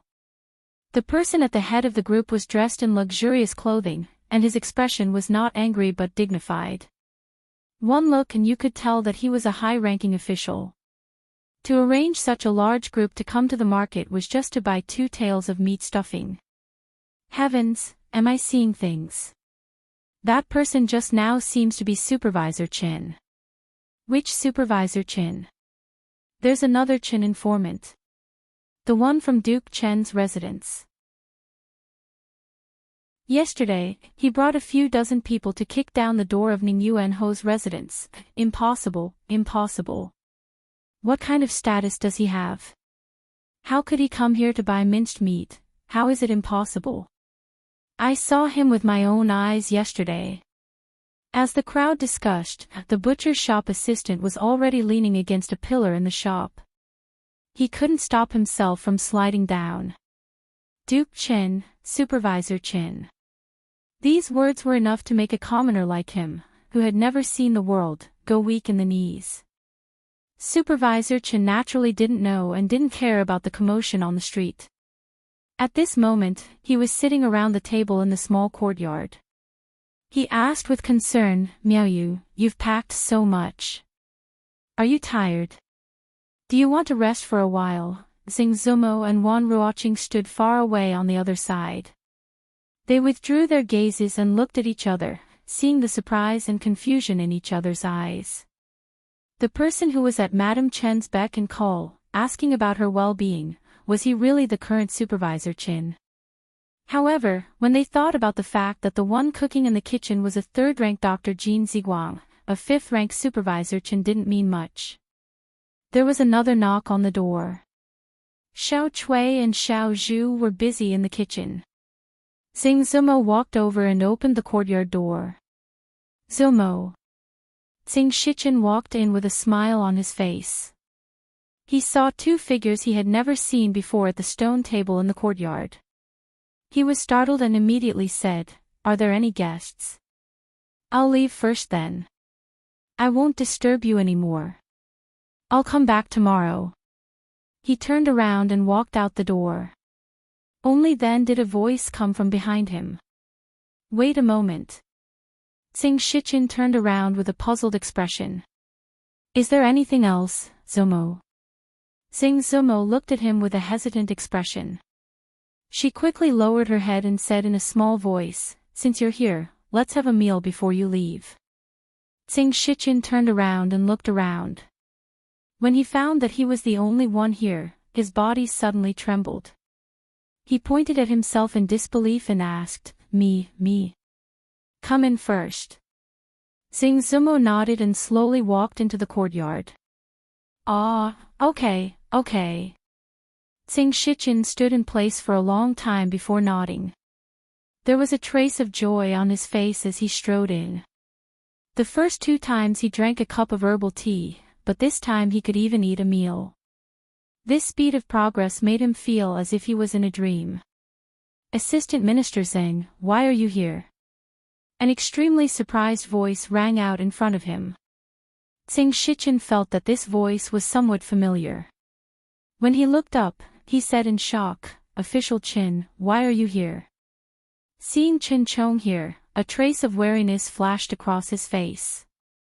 Almost subconsciously, he took a step forward and stood in front of Xing Zumo. What are you doing? Qin Chong glanced at him in confusion, but the expression on his face quickly turned into one of schadenfreude. I only bought 2 ounces of stuffing. If you want to eat, go buy it yourself. Tsing Shichen looked back. Seeing that Tsing Zumo was fine, he finally relaxed. When he turned back, confusion once again appeared on his face. What do you mean, official Qin? Chen Chong glanced at him. What do I mean? If you want to eat, go buy it yourself. There's no extra here. He had long been dissatisfied with the fact that an official of the court was ordered to buy meat stuffing.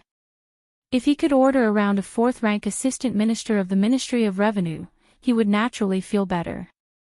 Li Yi poked his head out of the kitchen and saw Tsing Shichen standing in the yard. He knew that there was going to be another eyesore today. Tsing Zumo shook her head and said, I'll have Xiao Chui go buy it. Tsing Shichen had already understood the ins and outs of the matter. After seeing Li Yi, his worried heart also relaxed. He smiled and said, since official Chen does it himself, I won't break the rules. I'll go out for a bit and be back soon. Inside the market, the butcher had just walked out of the shadow brought by the official when he saw a customer walk in. Sir, what would you like to order? 2 ounces of meat stuffing, a middle-aged man in a dark robe said. The waiter wiped the cloth around his waist and said, All right, please wait a moment, sir. I'll cut it up right away. Assistant Minister saying, Is it really you? Hearing the voice behind him, Tsing Shichen turned around and saw the man walking in. He looked left and right and said in surprise, Censor Qi. Since last year, the censors of the Imperial Censorate especially liked to wear casual clothes and wander the streets. It wasn't strange to see an supervising censor in the market. Censor Qi looked at him in surprise. Sir Zheng, what are you doing? Tsing Shichen smiled and said, buying 2 ounces of meat stuffing to make dumplings. That Censor Qi's face revealed a look of surprise. He cupped his hands and said, I really didn't expect that Sir Zheng, as an assistant minister of the Ministry of Revenue, would be so thrifty. You must have come to this kind of place in order to sympathize with the people, investigate the prices of goods, and punish illegal peddlers, right? Ah. Tsing Shichen's expression froze. Censor Qi was immediately filled with respect. When Sir Zheng was in charge of the yamen, he still went deep into the people to understand the people's feelings. He is truly a role model for us officials. I will write a memorial tomorrow, Ministry of Revenue, Assistant Minister. Punish illegal peddlers. The butcher stood in a daze behind the stall. His face was pale and his body trembled. The meat stuffing in his hand fell to the chopping board and he fell to his knees. He shouted, Sir, you have wronged me. I am only a worker. About the matter of raising the price of meat, he pointed a finger at the fat middle-aged man behind him. It was all done by my shopkeeper. Tsing Shichen cupped his hands at Censor Qi and said, Sir Qi is too kind. I still have some matters to attend to, so I will take my leave first. Censor Qi also cupped his hands. Take care, Sir Zhang. Tsing Shichen took out a few copper coins and placed them on the chopping board. He picked up the meat stuffing and left without looking at the butcher. The butcher kneeled on the ground. He could only hear the sound of teeth grinding behind him. Wang, go. He turned around and saw that the shopkeeper had taken a boning knife from the wall and was glaring at him fiercely. Raising the price of meat, I will chop you up. Chapter 799. The dumplings were all wrapped up and were just waiting to be put into the pot. Third young Mistress Chen and the 2 maidservants sat in the courtyard and chatted. The chores in the kitchen were almost done. The 2 maidservants could not interfere in the following matters and stood at the back, pouring tea and water. Li Yi busied himself in the kitchen while Chen Chong and Tsing Shichen stood at the entrance of the kitchen, watching. The Assistant Minister of Revenue, Tsing Shichen, still had a look of surprise on his face. He shook his head and said, If my colleagues in court were to find out that the dignified Dean of the Mathematics Academy, Grand Scholar Jean Ziguang Lu, is actually doing this kind of kitchen work, I wonder how many jaws would drop. Chen Chong snorted coldly, his eyes filled with disdain as he said, it's clearly an insult to the culture. It's more likely they'll laugh their heads off. Damn it, he had always disliked this guy. Not only did he not make a move, but he was also standing here making sarcastic remarks. Li Yi looked back and said indifferently, come over and peel off those scallions. Chen Chong sneered. Are you ordering this official? If you don't want to peel it, then please leave. Li Yi didn't even turn his head. I think you're used to living a luxurious life. You probably won't care about a plate of dumplings. Where's the green onion? The corner. After marinating the fish, Li Yi said, if Sing Darren has nothing else to do, why don't you mash those cloves of garlic into garlic paste? All right. Sing Shichen readily agreed without any resistance. In the courtyard. Miss Chen looked at Sing Zumo and said in confusion, Zumo and assistant minister Zhang are both surnamed Sing. Could it be? Sing Zumo smiled and said, it's all in the past. Third Miss Chen saw that her expression was a little gloomy, so she didn't ask further. The three of them chatted about something else. From time to time, sounds could be heard coming from the kitchen not far away. I asked you to peel the scallions, not to peel them all. Look at the scallions you peeled. What's left? This was Li Yi's angry voice. You dare to shout at this official. Chen Chong's voice was similarly enraged. What's wrong with that? Do you have a problem with that? This official, you have something to say, right? If you have something to say, go out and say it. Forget it, forget it. There are only a few green onions left. There's nothing for you to waste. Go, take this trash out and throw it away. What do you mean by supervisor? You can't do anything right, but you're good at spoiling things. You can only throw trash away. Chen Chong angrily walked out of the kitchen with a dustpan in hand. After taking 2 steps, he turned back and asked, where should I throw it? Wan Ruoqing stared blankly in a certain direction. She hesitated for a moment before asking, there. Third Miss Chen shook her head and said, it doesn't matter. Let them be. It will be more lively this way. She looked at the 2 women with a smile on her face and asked, you must have known that child for a long time, right? Tsing Zumo was confused. Which child? Wan Ruoqing smiled and nodded. We first met in Qing and Fu. It has been almost 2 years since then. While the 3 of them were talking about these things, a fragrant aroma gradually drifted out of the kitchen. Usually, there were only the 4 of them in the small courtyard. Most of their meals were at the stone table in the courtyard. If the weather was bad, they would eat inside the house. Li Yi would occasionally eat here, so it wouldn't be crowded with one more person at the table. Any more and it would be hard to sit down. As outsiders, Assistant Minister Zhang and Supervisor Qin could only sit at the stone table outside. This was a special seat for distinguished guests that Li Yi had specially arranged for them. After they sat down, Li Yi took a few bites and then stood up. Everyone, eat first. I'll go cook the dumplings. Wan Ruoqing stood up. I'll go help. You guys eat, I can do it alone. Li Yi shook his head and walked toward the kitchen. Third Miss Chen's gaze moved away from the door and asked, does he often cook? He never cares about what outsiders say. When he was in Qing and Fu, he often cooked himself. Wan Ruoqing nodded and asked, is the food to your liking? A gratified smile appeared on Third Miss Chen's face. Even the imperial chefs in the palace are only a so-so. The 3 of them talked for a while. After a while, Xing Zumo looked outside with some confusion and murmured, why isn't he back yet? I'll go and see. She got up and walked out of the courtyard, heading in the direction of the kitchen. In the kitchen, Li Yi added a fire under the stove and washed his hands in a basin on the side.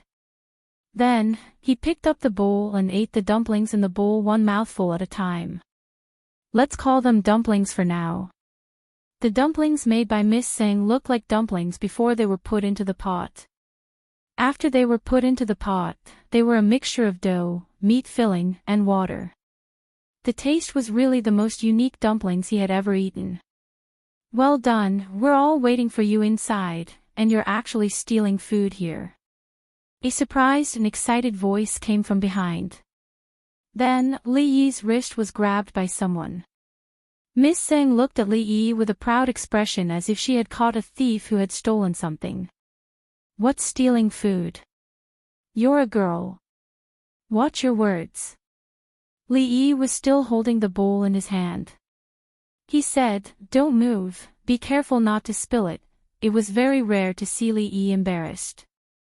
Miss Singh raised her chin and said with a little pride, you were stealing food, and I caught you. You still want to deny it? Li Yi looked at her and said, please, stealing food is a matter of two people. One person can't do it. Why can't one person do it? Sing Zumo looked at him with some confusion.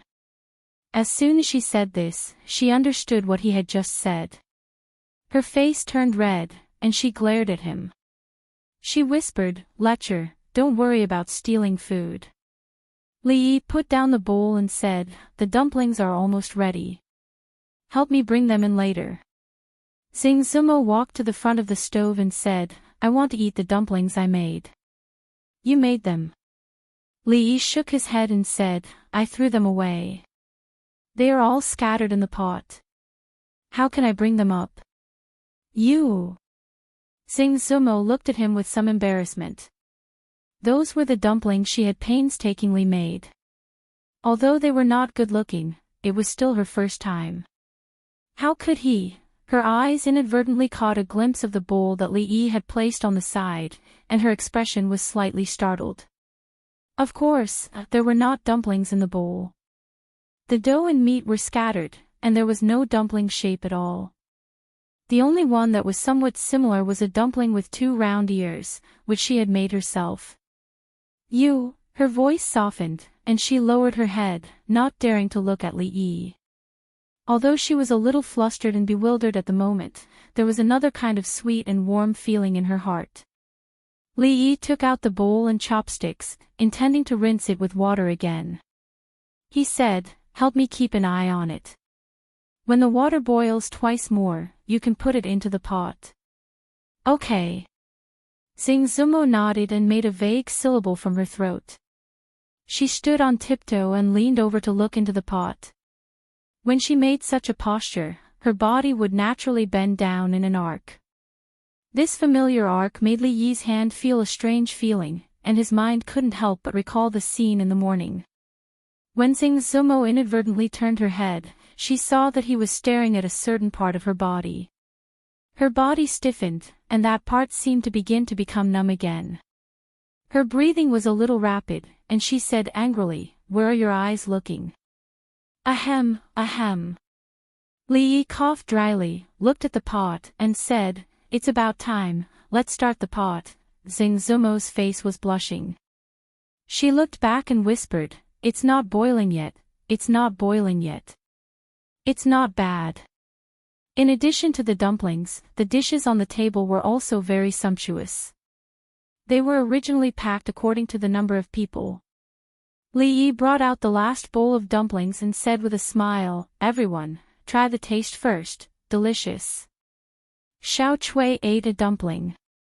Although it was scalded and kept sucking in air, her chopsticks had already reached out. Her eyes inadvertently glanced at Li Yi, and as if she had discovered something, she pointed at the corner of his mouth and said with a smile, Li, did you secretly eat in the kitchen just now? Splash! Hearing the words, secretly eat, Sing Zumo's wrist trembled, and the dumpling she had already picked up fell back into the bowl. In the courtyard, next to the stone table, Chen Chong picked up a dumpling, dipped it in vinegar, and took a bite. Then, He was startled, raised his head, and asked doubtfully, "Assistant Minister Zhang, don't you feel that this dumpling is a little raw?"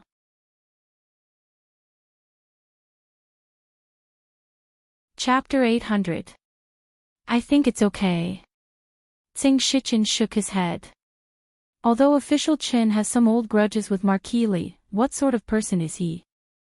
Why would he use such a method to take revenge on you? I think so too. Chen Chong nodded and swallowed the entire dumpling. Tsing Shichen smiled. He picked up a dumpling, a smile on his face. But when he put it into his mouth, his smile froze. Swallowing with difficulty, Tsing Shichen put down his chopsticks. He looked at Chen Chong and said, "Official Chen, this dumpling seems a little raw." A quarter of an hour later, the two returned to their original positions. Who would have thought that two high officials of the court would personally start a fire and boil water for a few half-cooked dumplings? Official Chen, your face, Assistant Minister Zhang is not much better. Let him be, we'll talk after eating. Tsing Shichen picked up a dumpling, dipped it in vinegar, and asked, "If I remember correctly, today should be third young Mrs. birthday. Why is official Chen not at home? Why is he here?" Chen Chong ate the dumpling and said expressionlessly, "After he was released from office, official Zhang did not return home. Was he observing the people, or?" He looked into the room and said in astonishment, "Could it be that Miss Tsing is Sir Tsing's illegitimate daughter who was left behind by the common people? Speaking of which, why do I feel that between Sir Tsing and her, there is actually, official Qin, if there is nothing important in the future, do not come here." Tsing Shichen interrupted him. He looked at him and said, "If there is something. Official Qin is the minister of the imperial court and is very busy. Why would he need to come to this small willow lane? Don't you think so?" Chen Chong put down his chopsticks, his eyes narrowing. "Assistant Minister Zhang, what do you mean?" Tsing Shichen put down his chopsticks and met his gaze. "I have a personal relationship with the former Assistant Minister of Justice, Zhao Guangyuan." The former Assistant Minister of the Ministry of Justice, Zhao Guangyuan, accepted bribes for personal gain and is still imprisoned in the imperial prison. A dangerous light flashed in Chen Chong's eyes as he said in a low voice, "What does this have to do with what Lord Xing said?" It's very normal for Lord Chen to not admit to this matter. After all, even Assistant Minister Zhao of the Ministry of Justice fell from power in a muddle-headed manner. He did not know that the person behind it was actually Lord Chen. Tsing Shichen shook his head and said, "I have no other intentions in saying these words, I just want to tell Lord Chen." He looked into the room, and a hint of warmth flashed across his face. When he turned back, his eyes were cold. "Stay away from drunk ink." Chen Chong's eyes narrowed, and he said word by word, "Tsing Shichen, are you threatening me?" "I don't dare." Tsing Shichen's expression had already calmed down. He saluted and said, "Lord Chen has the House of High Dukes behind him. How would I dare to threaten Lord Chen? It's just that Zumo is the only descendant of my big brother in this world. I can't let anything happen to her. Although the Xing family is small, if Lord Chen insists, the House of High Dukes will not be happy. Your big brother, Tsing Shiji." Chen Chong glanced at him and murmured, "I see." He picked up his chopsticks again, shook his head, and said, "Back then, I felt that you were more suitable to be an official than your big brother." Back then, the Xing family was suppressed and ostracized by the former assistant minister of the Ministry of Revenue. Later, they were framed and their salaries were touched. The Xing family's direct line of descent suffered. No wonder, no wonder.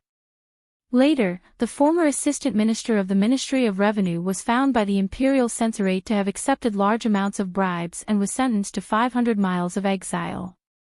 "I'm afraid this road to hell is more than 500 miles, Tsing Shichen shook his head and said, "Only Assistant Minister Fang himself knows this." Chen Chong ate another dumpling and said casually, "The Intelligence Bureau has not found out about that matter." "How did you know?" Tsing Shichen smiled and did not speak. I thought that Lord Tsing had relied on the support of the Chui family and the King of Shu to climb from a small head of the Ministry of Revenue to where he is now. It seems that I have underestimated Lord Tsing. Chen Chong shook his head and picked up his chopsticks. To express my apology, here, a dumpling to you. Tsing Shichen also picked up his chopsticks and nodded. Thank you, Lord Qin. The invisible confrontation between the two of them had been resolved by these two dumplings. For them, there were some things that did not need to be said. They had already reached a consensus on that dumpling. As Qin Chong ate the dumplings, his gaze would occasionally glance into the room. From here, he could faintly see what was going on in the room. Although he could not clearly hear the contents of the conversation, he could still hear the occasional light laughter of the woman. Chen Chong's gaze paused on the face of the white-haired woman. She was currently smiling and talking to the woman beside her. This kind of smile, how long had it been since he had seen it on her face? Even when he held a birthday banquet for her every year that would shake the entire capital in terms of grandeur and grandeur, even noble consort Chui's birthday banquet could not compare to it, he had never seen such a smile on her face. Of course, she often smiled, but that kind of smile made him feel even more sad. In the next moment, his gaze landed on the only young man in the room. Tsing Shichen's gaze was also in the room, but it fell on the other woman. Back then, the little girl who only knew how to follow behind him and call him second uncle, had already grown into such a person. In the past, Big Brother often grumbled at him, complaining that he had spoiled her too much, causing his daughter to treat him, this second uncle, more than her father. However, it had been a whole 13 years since he had heard her call him second uncle. Tsing Shichen sighed in his heart, his gaze also turning to that young man. Both of their gazes were extremely complicated. At a certain moment, when the two of them retracted their gazes met in the air. Some things are better left unsaid when there are so many people around. Tsing Shichen finished the last dumpling and put down his chopsticks. Chen Chong picked up another dumpling. Assistant Minister Tsing, there is no harm in speaking. Lord Qin, what do you think are the chances of the King of Shu succeeding? Chen Chong's chopsticks were about to enter his mouth, but his body trembled when he heard this, and he put the dumpling back into the bowl. As both core members of the King of Shu's faction, it was very normal for the two of them to analyze the current situation and plan for the King of Shu. However, both of them knew that this time was completely different from the past. Chen Chong said in a low voice, when the King of Shu was in the capital, his actions had already bitterly disappointed countless supporters in the court. Those who were wavering probably also gave up on that idea. Tsing Shichen continued, in the future, the School of Mathematics will definitely be heavily relied upon by the court. Minister Qin has said many times that the Ministry of Revenue should recruit more talents from the School of Mathematics. However, in the School of Mathematics, there is no one from the King of Shu's faction. The person in charge is Prince Jin. After the accounts were checked, the King of Shu and the Chui clan's power in the court was almost completely wiped out. Their arrangements over the decades were destroyed in a day. The Chui clan's foundation was almost destroyed by foreign merchants. They could not interfere in the matter of the School of Mathematics, and they have lost the support of the people. Prime Minister Qin's attitude has been ambiguous recently. The most frightening thing is His Majesty's attitude. The eldest princess is temporarily in charge of the court, and the King of Shu is not allowed to return to the capital for noble consort Chui's birthday.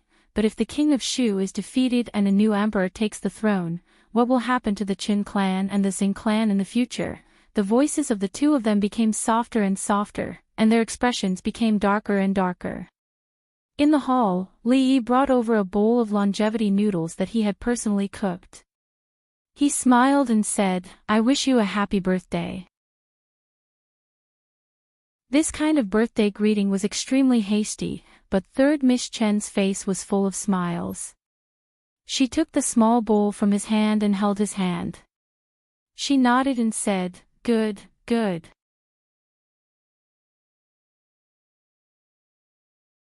Chapter 801. Duke Chen's Residence. Although night had yet to fall, the entire Chen residence was filled with jubilation. The residence was decorated with lanterns and colored banners. Guests arrived and chatted with each other. Servants and maids walked among them, serving delicacies and wine.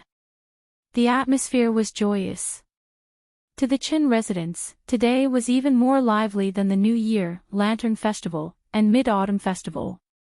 This lowly official greets Lord Qin. Today, there is only Qin Qin, not Lord Qin. Long time no see, congratulations on your promotion, Lord Qin. Today is my youngest sister's birthday, let's not talk about these things. Sit over there, Lord Qin, welcome. Chui Lu, bring Madame Qin to the ladies in the inner courtyard. The Qin family's status in the imperial court was not low, and it could even be said that it played an important role. This was not only because of Minister Chen's prestige and connections in the past, but also because the Qin brothers held important positions in the imperial court. One was a minister, and the other was now an official's attendant. Anyone who was invited to today's banquet more or less had the intention to curry favor with them. Qin Qing personally welcomed a few important guests, then turned around and frowned. What time is it? Why haven't third sister and second brother returned yet? A servant replied respectfully, Master, second master went out to fetch third miss a long time ago. I don't know why, but there has been no news yet. The banquet is about to begin. Send someone out to take a look. Yes. Chen Qing gave an order and the servant immediately retreated and ran out of the mansion. In Willow Alley, third Miss Chen walked out of the courtyard and smiled at the two girls. I still have to thank you for your hospitality today. Sorry for the trouble, Wan Ruoqing bowed slightly and said, You are too polite. It is just a simple meal. Although it is simple, it is better than all the luxurious clothes and food. Third Miss Chen looked at Li Yi, who was standing at the back. After a long time, she said, It is getting late. We have disturbed you for so long. We should go back. Be careful. Chen Chong helped her down the stairs and looked back at Li Yi. His brows were still furrowed, but there was no longer the intense hostility from before. Drunk ink, I'm going back too. Tsing Shichen smiled, then turned and walked towards the entrance of the alley. When this assistant minister of the Ministry of Revenue and Minister Chen parted ways at the mouth of the alley, they looked at each other again. After exchanging some information, they got into their respective carriages. In the courtyard, Li Yi and Xing Zumo sat on either side of a stone table. Seeing this third young lady again today made his heart feel uneasy again. The Qin family had always been the most solid force of the King of Shu's faction. It was also a force that he and the eldest princess could not avoid in the future. However, the Qin family was different from the Chui family, the Yu family, and the Qin family. The Li family owed third Miss Qin too much. Since ancient times, conflicts between factions had always been cold-blooded and heartless. However, if they really used unscrupulous means to achieve their goals and caused her to suffer even a little more harm, even if their ultimate goal was achieved, they would never be able to live in peace for the rest of their lives. This matter needed to be discussed at length. Tsing Zumo put a cup of tea on the table in front of him, looked at him and said softly, Are you still thinking about Mrs. Qin? Li Yi took a sip of tea and nodded slightly. She thought about it and said, This matter is not your fault. Li Yi shook his head. But it is still related to me. Fang's head had poked in twice from outside. Li Yi looked up and said, It's getting late, she nodded. Well, you can go back. I have a lot of things to do in the next few days. I may not have much time to come. Rui's due date was less than 3 months. Li Yi did not intend to let the old lady and the other women take her to pray for Buddha's blessing all day. After a pause, he said, If there is anything urgent, send someone to find me. The new house is not far from here. You should know where it is, right? Then. Wait a minute. She was stunned and hesitated for a moment. Then she turned around and walked quickly back to the room. Soon she came out and handed something to Li Yi, saying, "It's not good. It's not as good as Sister Ruoqing. If you don't like it, throw it away." Li Yi looked at the baby clothes in his hand. It was indeed not as good as the one made by Ruoqing, but compared with the one she made before, it was like heaven and earth. Her needlework was just like her culinary skills. It was incredible that she could make such great progress in such a short period of time. It was enough to guess how much effort she had put into this area these days. "Let me see." Li Yi grabbed her left hand, and sure enough, there were quite a few dark red spots on her white, jade-like fingers. This time, she did not struggle.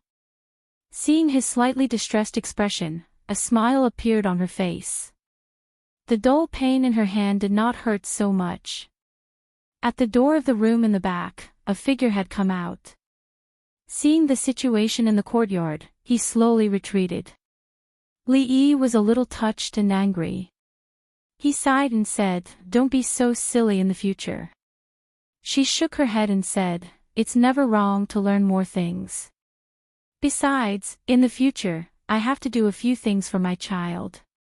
"That's true." Li Yi nodded and said, "But you have to be careful. No one is like you, hurting your hand when making clothes.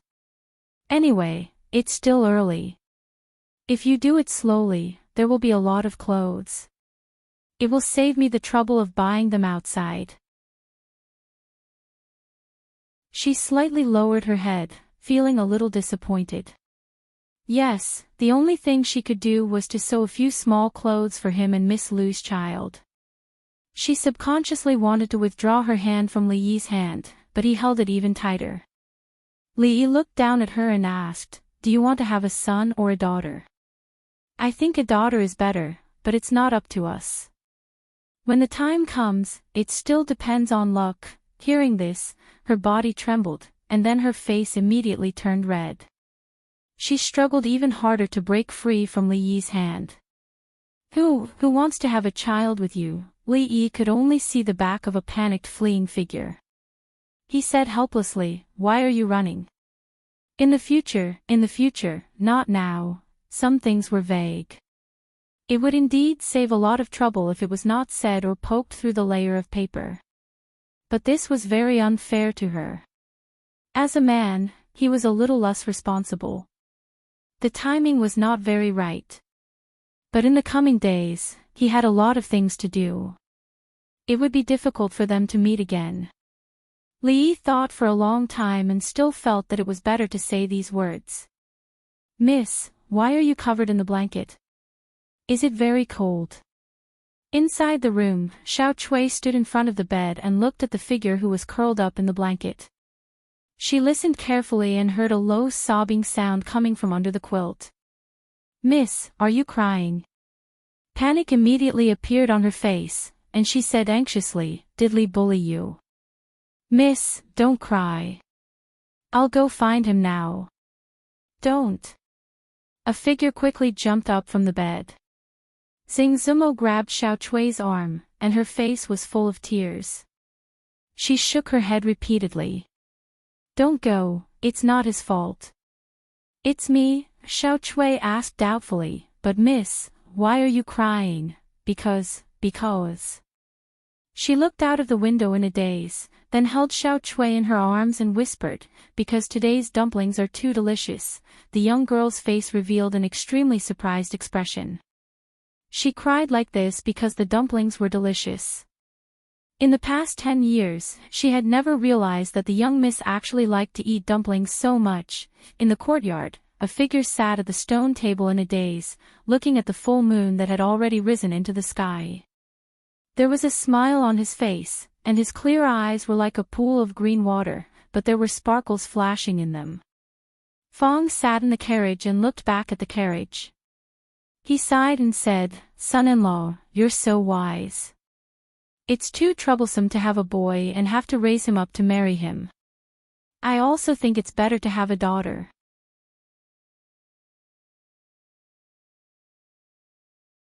Chapter 802. Husband, you came back a little later than usual today. In the room, candlelight flickered.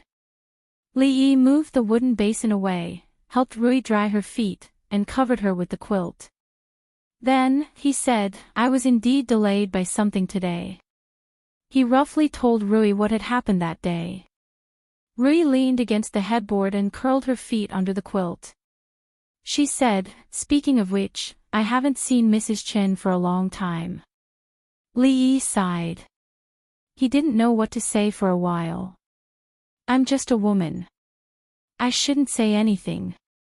Rui looked at him and said, but I think that in the future, no matter what happens to the Li family and the Chen family, we must treat Mrs. Chen well. Li Yi nodded. The complexity of this matter couldn't be explained in a few words. He gently picked up Rui, laid her on the bed, and covered her with the quilt. He said, it's getting late. Go to bed early, my wife. Rui nodded and closed her eyes obediently. Good night, husband. Good night. Li Yi kissed her gently on the forehead. He walked over to turn off the light and left the room. The moon was very bright that night. There were lanterns hanging in the courtyard, so it wasn't very dark. Li Yi took some desserts from the kitchen and a pot of grape wine. He sat at the stone table in the courtyard. He had cooked a lot today, but he didn't eat much. He was a little hungry now. He ate the desserts and drank the wine, thinking about something. Many things had happened these days. He needed to think about them from time to time. The most important thing was to find another job for old Fong. With a grandmaster like Su Lao by his side, his existence seemed a lot more unnecessary. Secondly, since the old emperor handed over the affairs of the court to the eldest princess, he really didn't care about anything. He moved to Hibiscus Garden with the empress, Yan Fei, and the others, and retired early. According to the eldest princess, he actually asked the imperial guards to open up a vegetable garden in Hibiscus Garden. He had already planted the seeds himself. When spring came next year, he would be able to eat the vegetables he grew himself. Other than that, he played on the streets with Shaning and Yongning every day under the protection of a group of hidden guards. He led the dogs up the mountain to chase rabbits and set traps to catch pheasants. Of course, he didn't chase them himself. Li Yi was starting to wonder if things really turned in the opposite direction when they reached an extreme. The old emperor had been working hard his whole life, but in his old age, he had completely let himself loose and neglected his duties. If this went on, he would not be able to keep his chastity. However, after staying away from the affairs of the court, he went to bed early and woke up early every day. Even the frequency of his illness was reduced. Li Yi didn't remind him too much about this. Winter was coming, and at that time, he would have to obediently stay in Hibiscus Garden like a turtle. Winter was the season of asthma. If he survived this winter, there would be hope for the next year. Li Yi was also worried about the eldest princess, who was personally in charge of the court affairs. Although she often participated in the court affairs, it was the first time that she was acting in the place of the emperor. There would be too many problems in the process. Therefore, during this period, whether it was Li Yi entering the palace or the eldest princess leaving the palace, they were very frequent. Moreover, apart from the court affairs, the two of them had other more important things to discuss. Of course, these things were secrets only the two of them could know. They couldn't let others hear about it. Li Xian couldn't, and the old emperor couldn't. Besides, there was something else, about himself. For him, compared to other things, this matter was more troublesome. Mississippi Lu, who was wearing a thin shirt, came over and sat opposite him.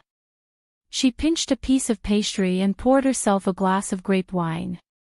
She was very busy these days and often didn't eat at home. There were not many opportunities for the two of them to sit quietly and face each other like this. When she poured the second glass of wine, she slowly said, "I'm out of silver. Take 100,000 taels first. We'll talk about it if it's not enough." Lu Meng was his family's power. Li Yi wouldn't be stingy on spending money on this. He gave her the silver and she could do whatever she wanted. She didn't expect him to be so straightforward this time. Mississippi Lu looked at him in surprise. Li Yi thought for a moment, suddenly sat up straight and looked at her. "I have a question to ask you." Mississippi Lu pinched another piece of pastry and said lightly, "Speak." "I have a friend." Li Yi looked at her and said seriously, "This friend of mine has encountered some troubles recently." Mississippi Lu looked at him calmly and waited for him to continue. Li Yi looked at her and continued, "This friend of mine has fallen in love with a woman. That woman is very good, but he has a wife. His wife is very gentle and beautiful. He also loves his wife very much. This friend of yours, don't tell me his surname is also Li." Mississippi Lu suddenly looked at him and asked. Li Yi nodded and said, "It's just a coincidence." "A coincidence? This friend of yours, other than that woman, has a lot of women outside?" Li Yi thought for a moment and counted with his fingers under the stone table. He shook his head and said, "Not a lot. It's also a coincidence that this friend of yours, other than his wife, has a powerful and beautiful wife-sister and a lovely servant girl." Li Yi shook his head. How can there be so many coincidences? Whose coincidences are they?" Mississippi Lu lowered her head and poured another cup of wine. She asked, "Are there any other questions?" "None." Li Yi stood up and turned to walk 2 steps. He then turned back and said, "The night is cold. Don't sit for too long. Rest early, morning dew hall." After His Majesty left the palace, although Her Highness the eldest princess had been acting as the court's administrator, she did not live in the Hall of Diligent Government. Usually, the memorials sent by the Minister of Shangshu would be sent to the palace where she lived. "You have to continue following up on the matter of papermaking. But I think it should be done soon." In 2 days' time, Li Yi spread out a piece of paper and wrote and drew on it. Lowering the price of paper is a good thing for the scholars of the world. It is also a sharp weapon to rope in the scholars. The Academy has already begun preparations in the various provinces. When the time comes, there will naturally be people who will publicize what you have done in the capital. Once these 2 things are done, it will almost be enough to win the hearts of the scholars of the world. Continue to send people to the Yu family every day. They will definitely continue to raise the price of paper. When the price reaches a certain level, they will definitely be tempted and start to stock up. Because if the Academy uses that price to buy their paper, the entire operation of the Academy will collapse. They will kill 2 birds with 1 stone. Of course, we will definitely not let them kill 2 birds with 1 stone. After the new cheap and good quality paper is released, the Yu family's paper mill will collapse and the paper they have in stock won't be sold. The Yu family. It just so happens that winter is coming. We won't starve to death with the Chui family. We will have company and won't be lonely.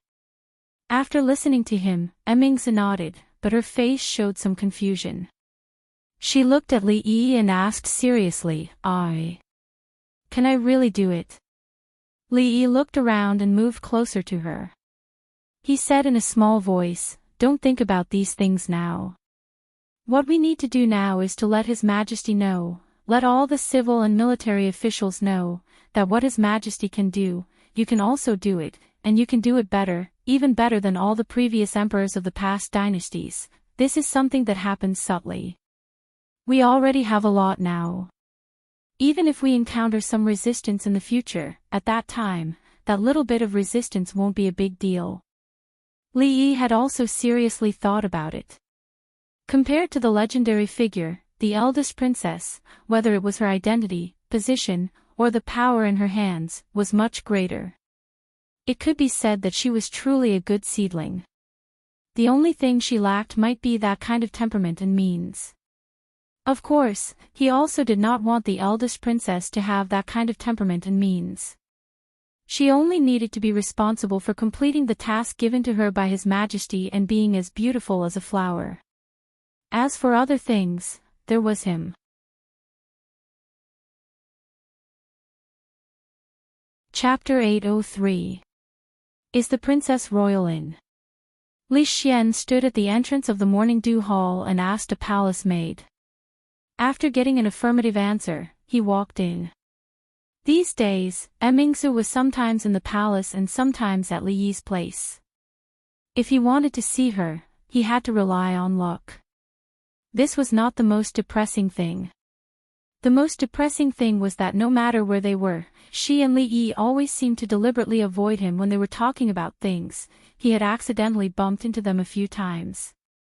The two of them were originally having a serious discussion, but when they saw him, they would immediately change the topic. The last time, they actually said that they were talking about whether the crown princess would give birth to a boy or a girl, and even asked him if he liked a son or a daughter. Needless to say, of course he liked a son. But if it was a daughter, it was fine, because it would be his child. This was not the most important thing. The most important thing was that between the two of them, one was his best friend, and the other was his family. This feeling of being ostracized by the people closest to him was very uncomfortable. There must be something hidden in this that he did not know. He opened the door and saw the two people in the room. After a moment of shock, he smiled and said, "You're both here. The new paper has been made, it's very good." "Oh yes, what were you talking about just now?" Because the two of them were talking about something secretive, Li Yi deliberately stayed very close to the Princess Royal. When Li Xian pushed the door open and entered, he had no time to react at all.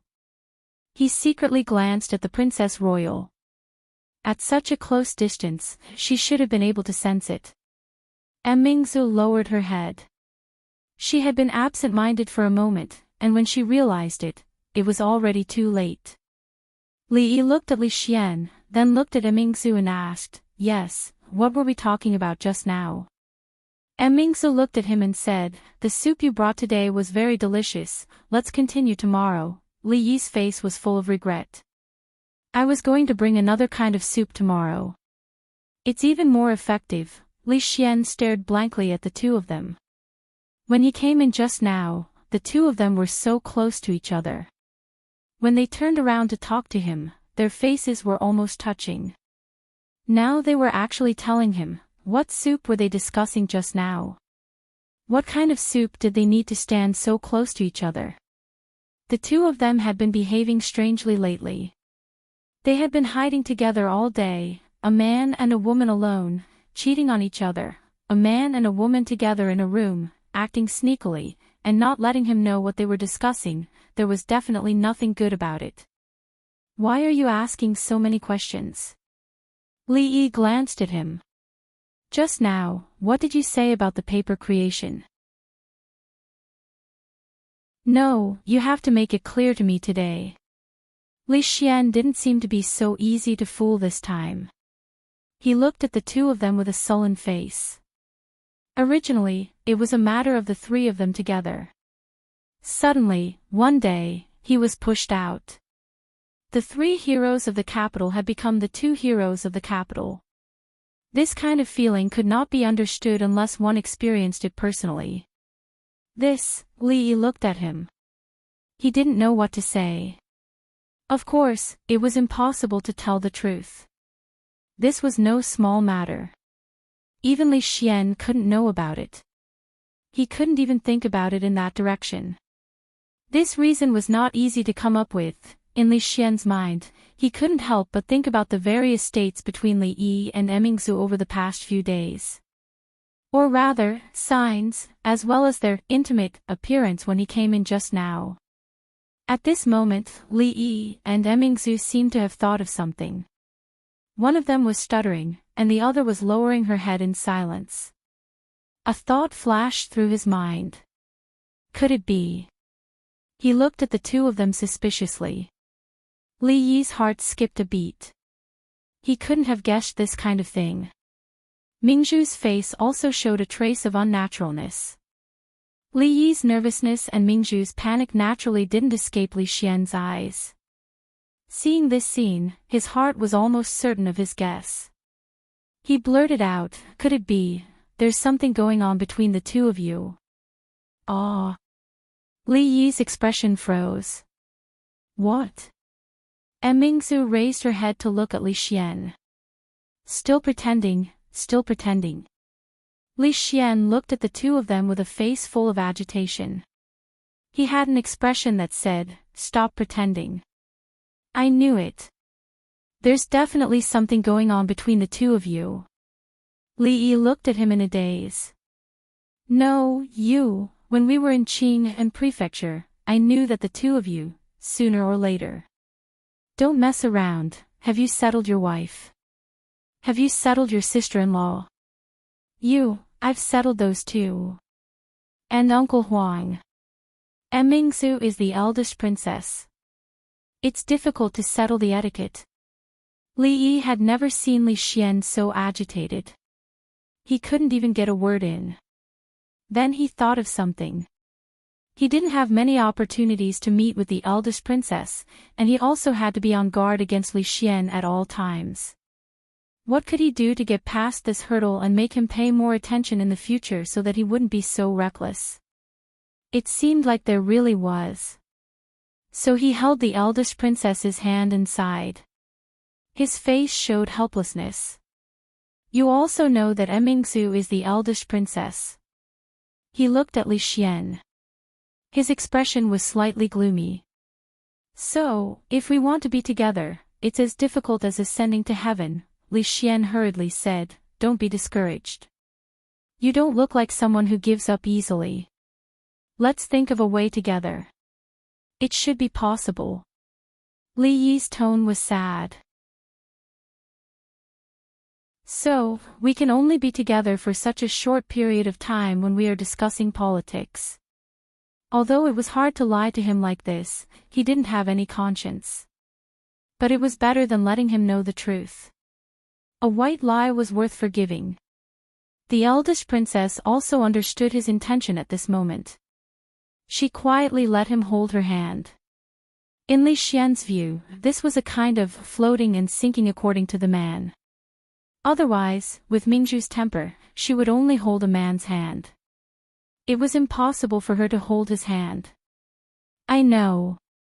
It's not easy for you. I'll leave now." Li Xian nodded fiercely to show that he understood. He turned and walked outside without any hesitation. "Forget it. I still have business today." Li Yi grabbed his arm and pulled him back. He asked, "You just said that the paper has been made." Li Xian looked at them again and then said, "It has been dried. The quality is really high and the cost is so low. Once it is launched, the Academy's problem can be solved."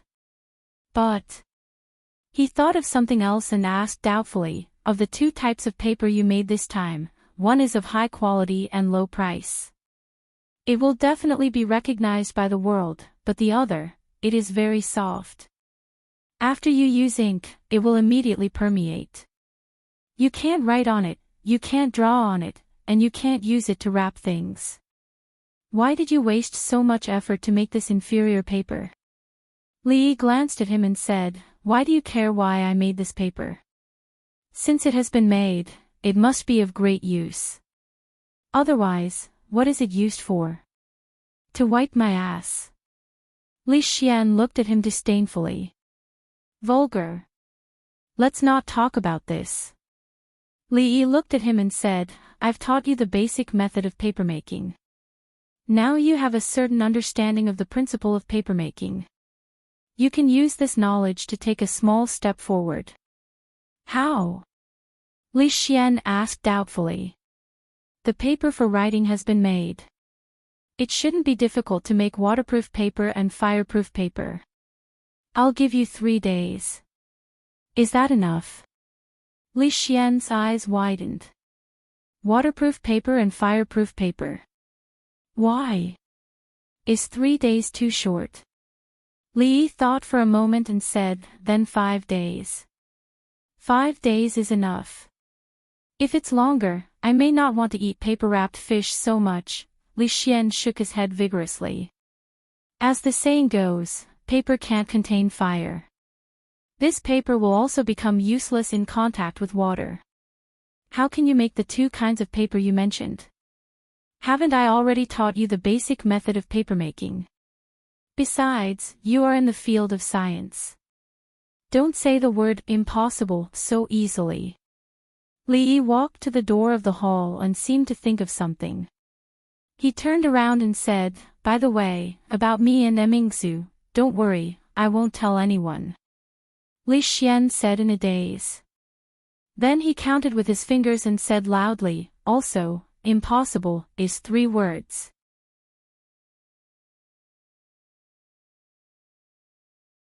Chapter 804. In the small courtyard of Willow Lane, Xiao Chui held her chin with one hand and stared straight at the door. She murmured, Miss, Lily hasn't been here for a long time. Xing Zumo was spreading the osmanthus flowers she had just picked yesterday on the stone table to dry. After the osmanthus flowers were dried and ground into powder, they could be stored until this time next year. The fragrance filled the courtyard. She didn't answer Xiao Chui's question. Instead, she moved the ones that had just been sun-dried to a place where the sun could shine. Miss. Xiao Chui stood up and trotted over. She asked, Miss, why aren't you in a hurry? What's the hurry? Xing Zumo glanced at her and sat back down at the stone table.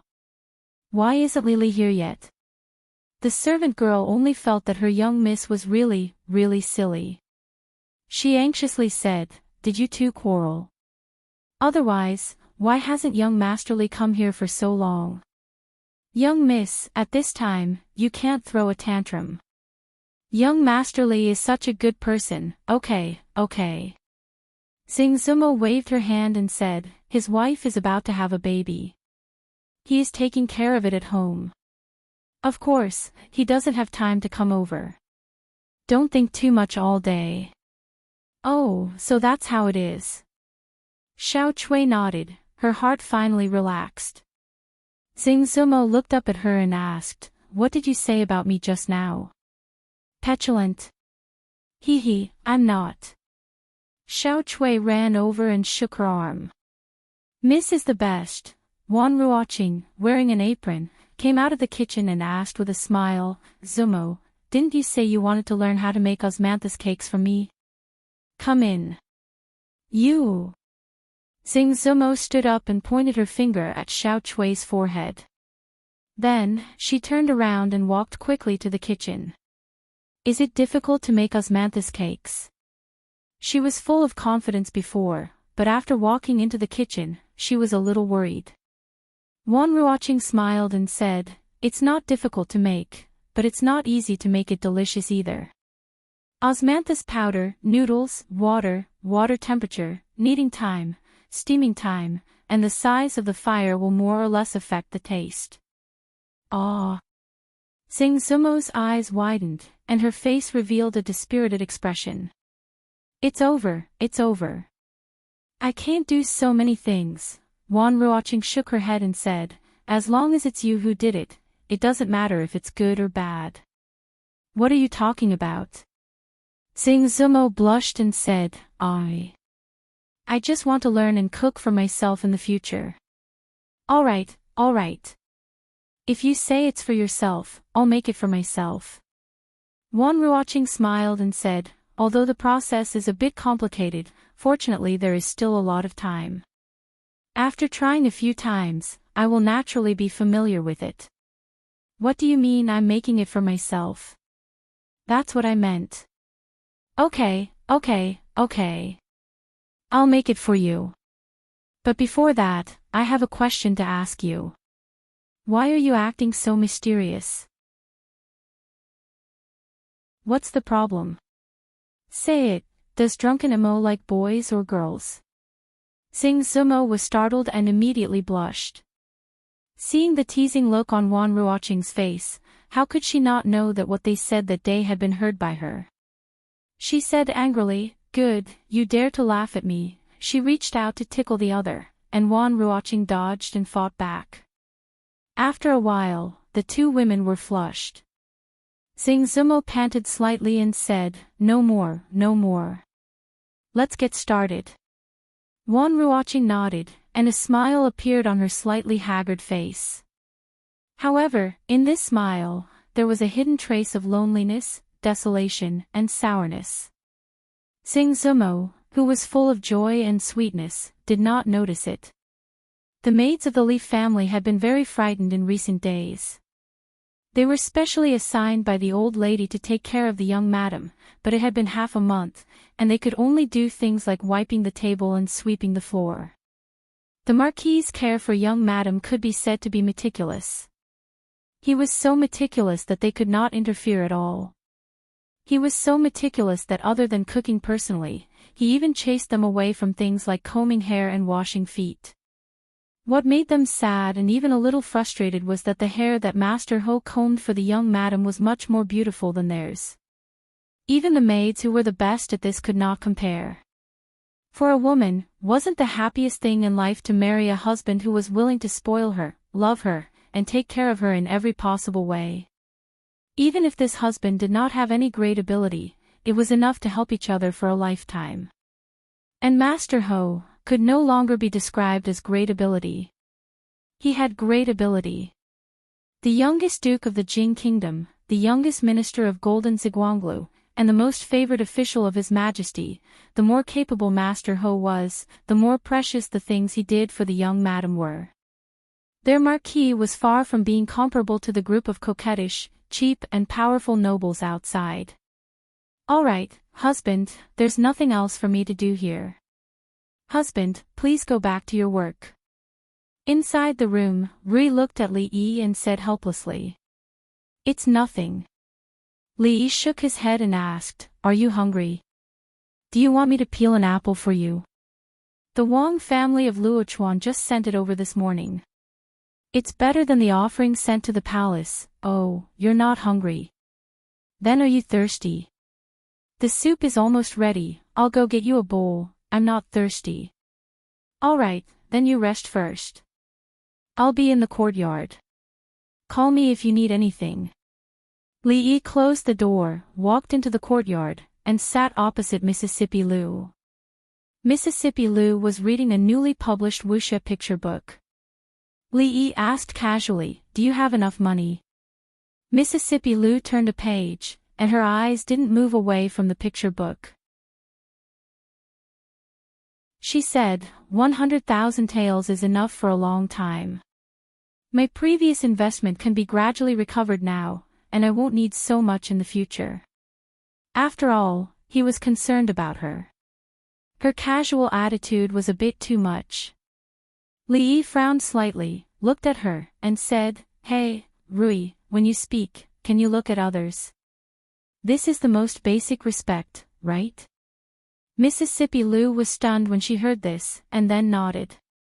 She closed the picture book, raised her head, and sat up straight. She looked into his eyes and said apologetically, okay. After receiving Mississippi Liu's apology, Li Yi nodded in satisfaction and asked, where were we just now? Oh, Liu Meng's investment has paid off. Mississippi Liu showed an expression of interest. She looked into his eyes to show respect and asked, speaking of your friend with the surname Li, has his matter been resolved? What are you talking about? Don't always talk about others behind their backs. Li Yi stood up and said, there's something going on at the school. I'll go take a look. You stay at home and take good care of your sister. There was nothing going on at the school. As the vice dean and dean, Li Han would take care of all the matters at the school. However, he was still young, just over 11 years old. If the position of dean was really given to him, the old emperor and the court officials wouldn't feel at ease. Therefore, although he was now exercising the authority of the dean, he still had to wait for a few years to take over the position. There was a small grassy slope at the back of the school. In order to protect the lawn, neither students nor teachers were allowed to go up there. Of course, the dean was not included.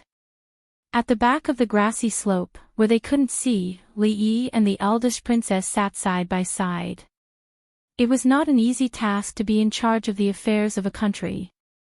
Even a martial arts master had limited energy. She looked a little tired and didn't speak. She just crossed her knees and lowered her head, listening to Li Yi. The Yu family should also know that the paper price they offered can't be higher. If it's higher, your people don't have to agree, or it will be too fake. There's also news from the paper mill. They really have started to stock up. Let's wait a little longer. The word live that I told you last time. Li Yi only said a few words before he felt a slight weight on his shoulder. He turned his head and saw the eldest princess leaning on his shoulder. She had actually fallen asleep. Li Yi stared blankly for a moment, then sighed softly. It seemed that she was really tired. Whether this kind of life was good or bad for her, he didn't know. He didn't move again and let her lean on him. He looked at the sparkling lake in the distance and thought about something else. At the bottom of the grassy slope, a figure walked up quietly without making a sound. Li Xian crawled up the grassy slope and looked down. When he saw the figures snuggling up to each other, he nodded slightly and slowly climbed back down.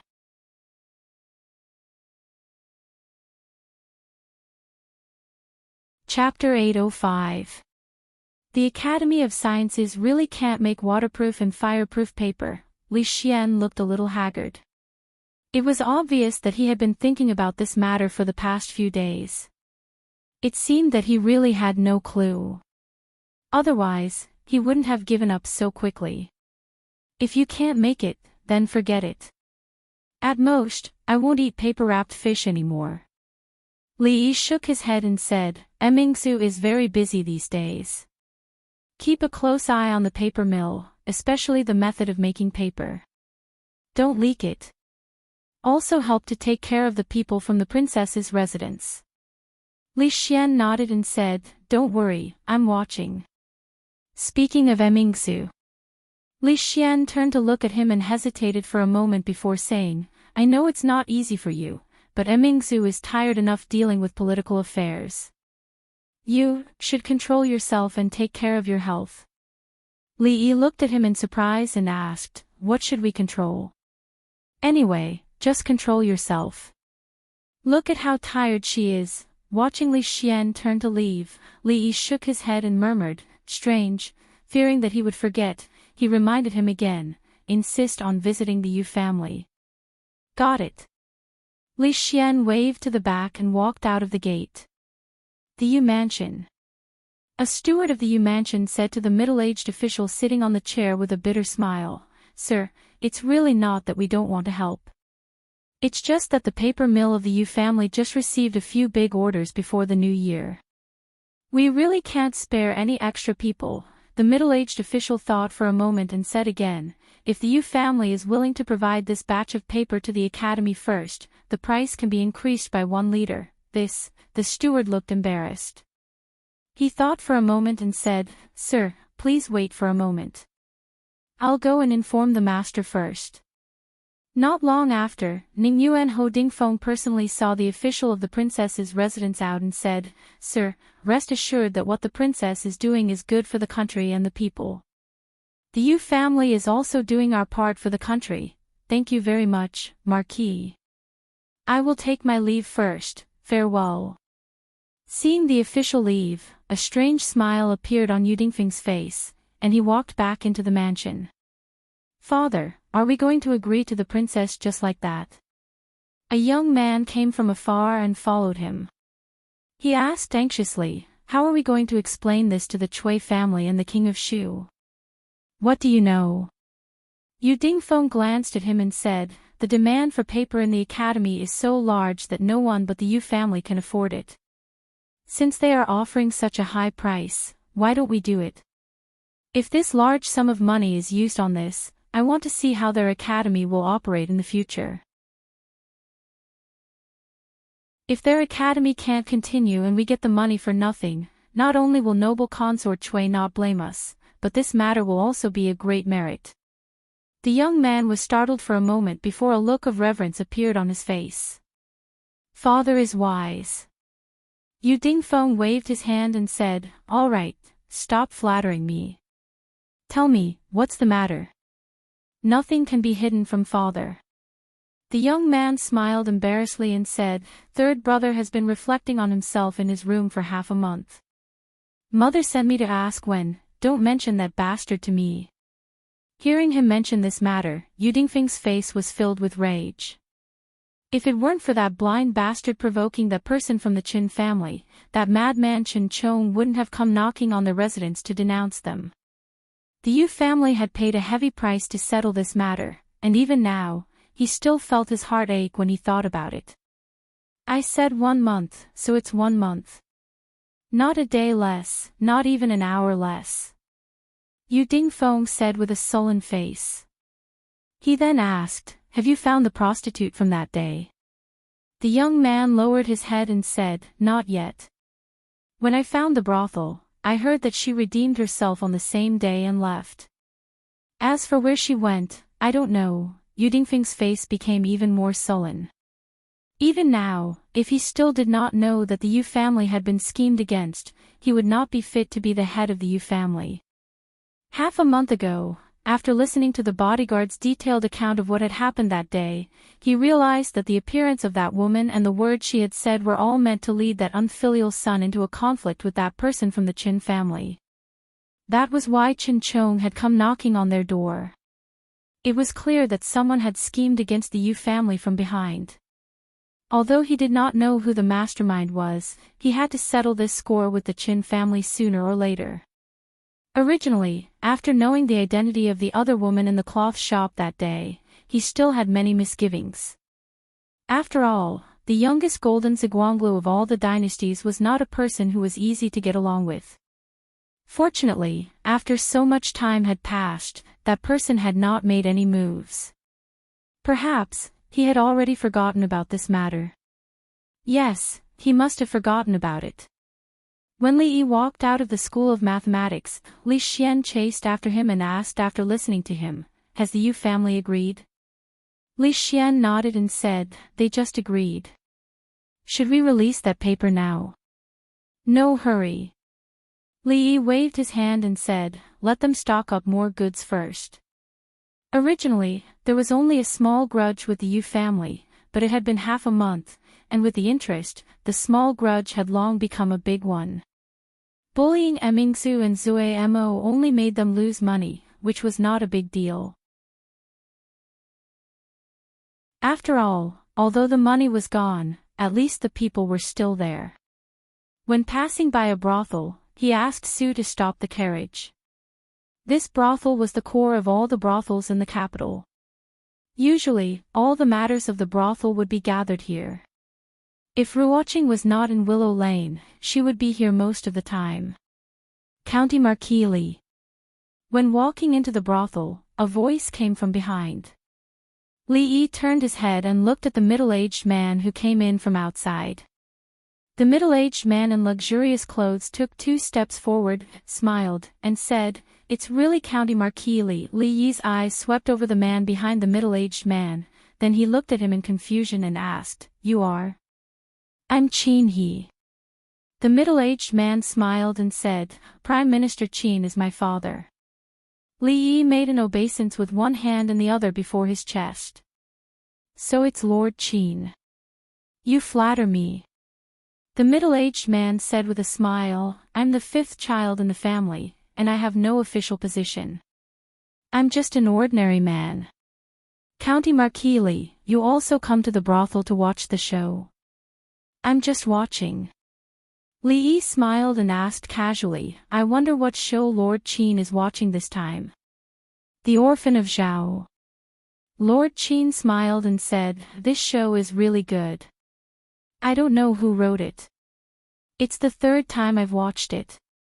Li Yi said in surprise, "It turns out that Lord Qin likes to watch this kind of show of enduring revenge."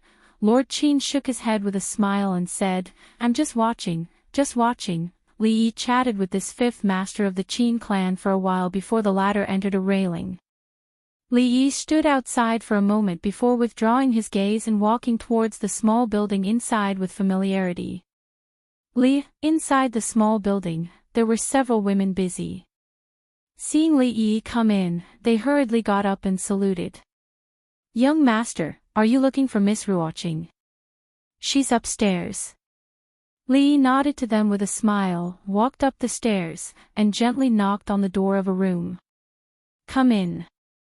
When Li Yi pushed the door open and entered, Wan Ruoqing was writing something at the desk. Without raising her head, she said softly, "Recently, there have been 2 new shows, and the repertoire needs to be rearranged. The costumes should be ready soon, and I'll go and urge them tomorrow. The 2 brothels in the east of the city are a little understaffed, and need to be transferred." "Ah, you're here." There was no sound coming from the door. She raised her head and glanced at it. After a moment of surprise, she immediately stood up. Li Yi walked over slowly and said, "You don't have to personally arrange these trivial matters. The people below can also do it." Wan Ruoqing smiled and said, "I have nothing to do, so I'll just do what I can." "How many times have you said it, but you've never listened?" Li Yi looked at her, shook his head, and said helplessly. When talking to her, she had always been so gentle and soft. She was truly a woman as gentle as water. No matter how impetuous he was, he could quickly calm down after spending a short time with her. When he passed by here, he came to see her and talked about some things about the brothels. He didn't know how many times he had told her to rest more and not to be too tired. Then, he refused her offer to send him downstairs and left. Above the small building, a gentle gaze, through the window, watched him walk out of the brothel, and stopped at the place where his figure disappeared. The figure leaned against the window and stared blankly, until the sky darkened. You're tuning in to the Journey of the Soul YouTube channel. Don't forget to subscribe and join us on this journey to catch the most captivating stories.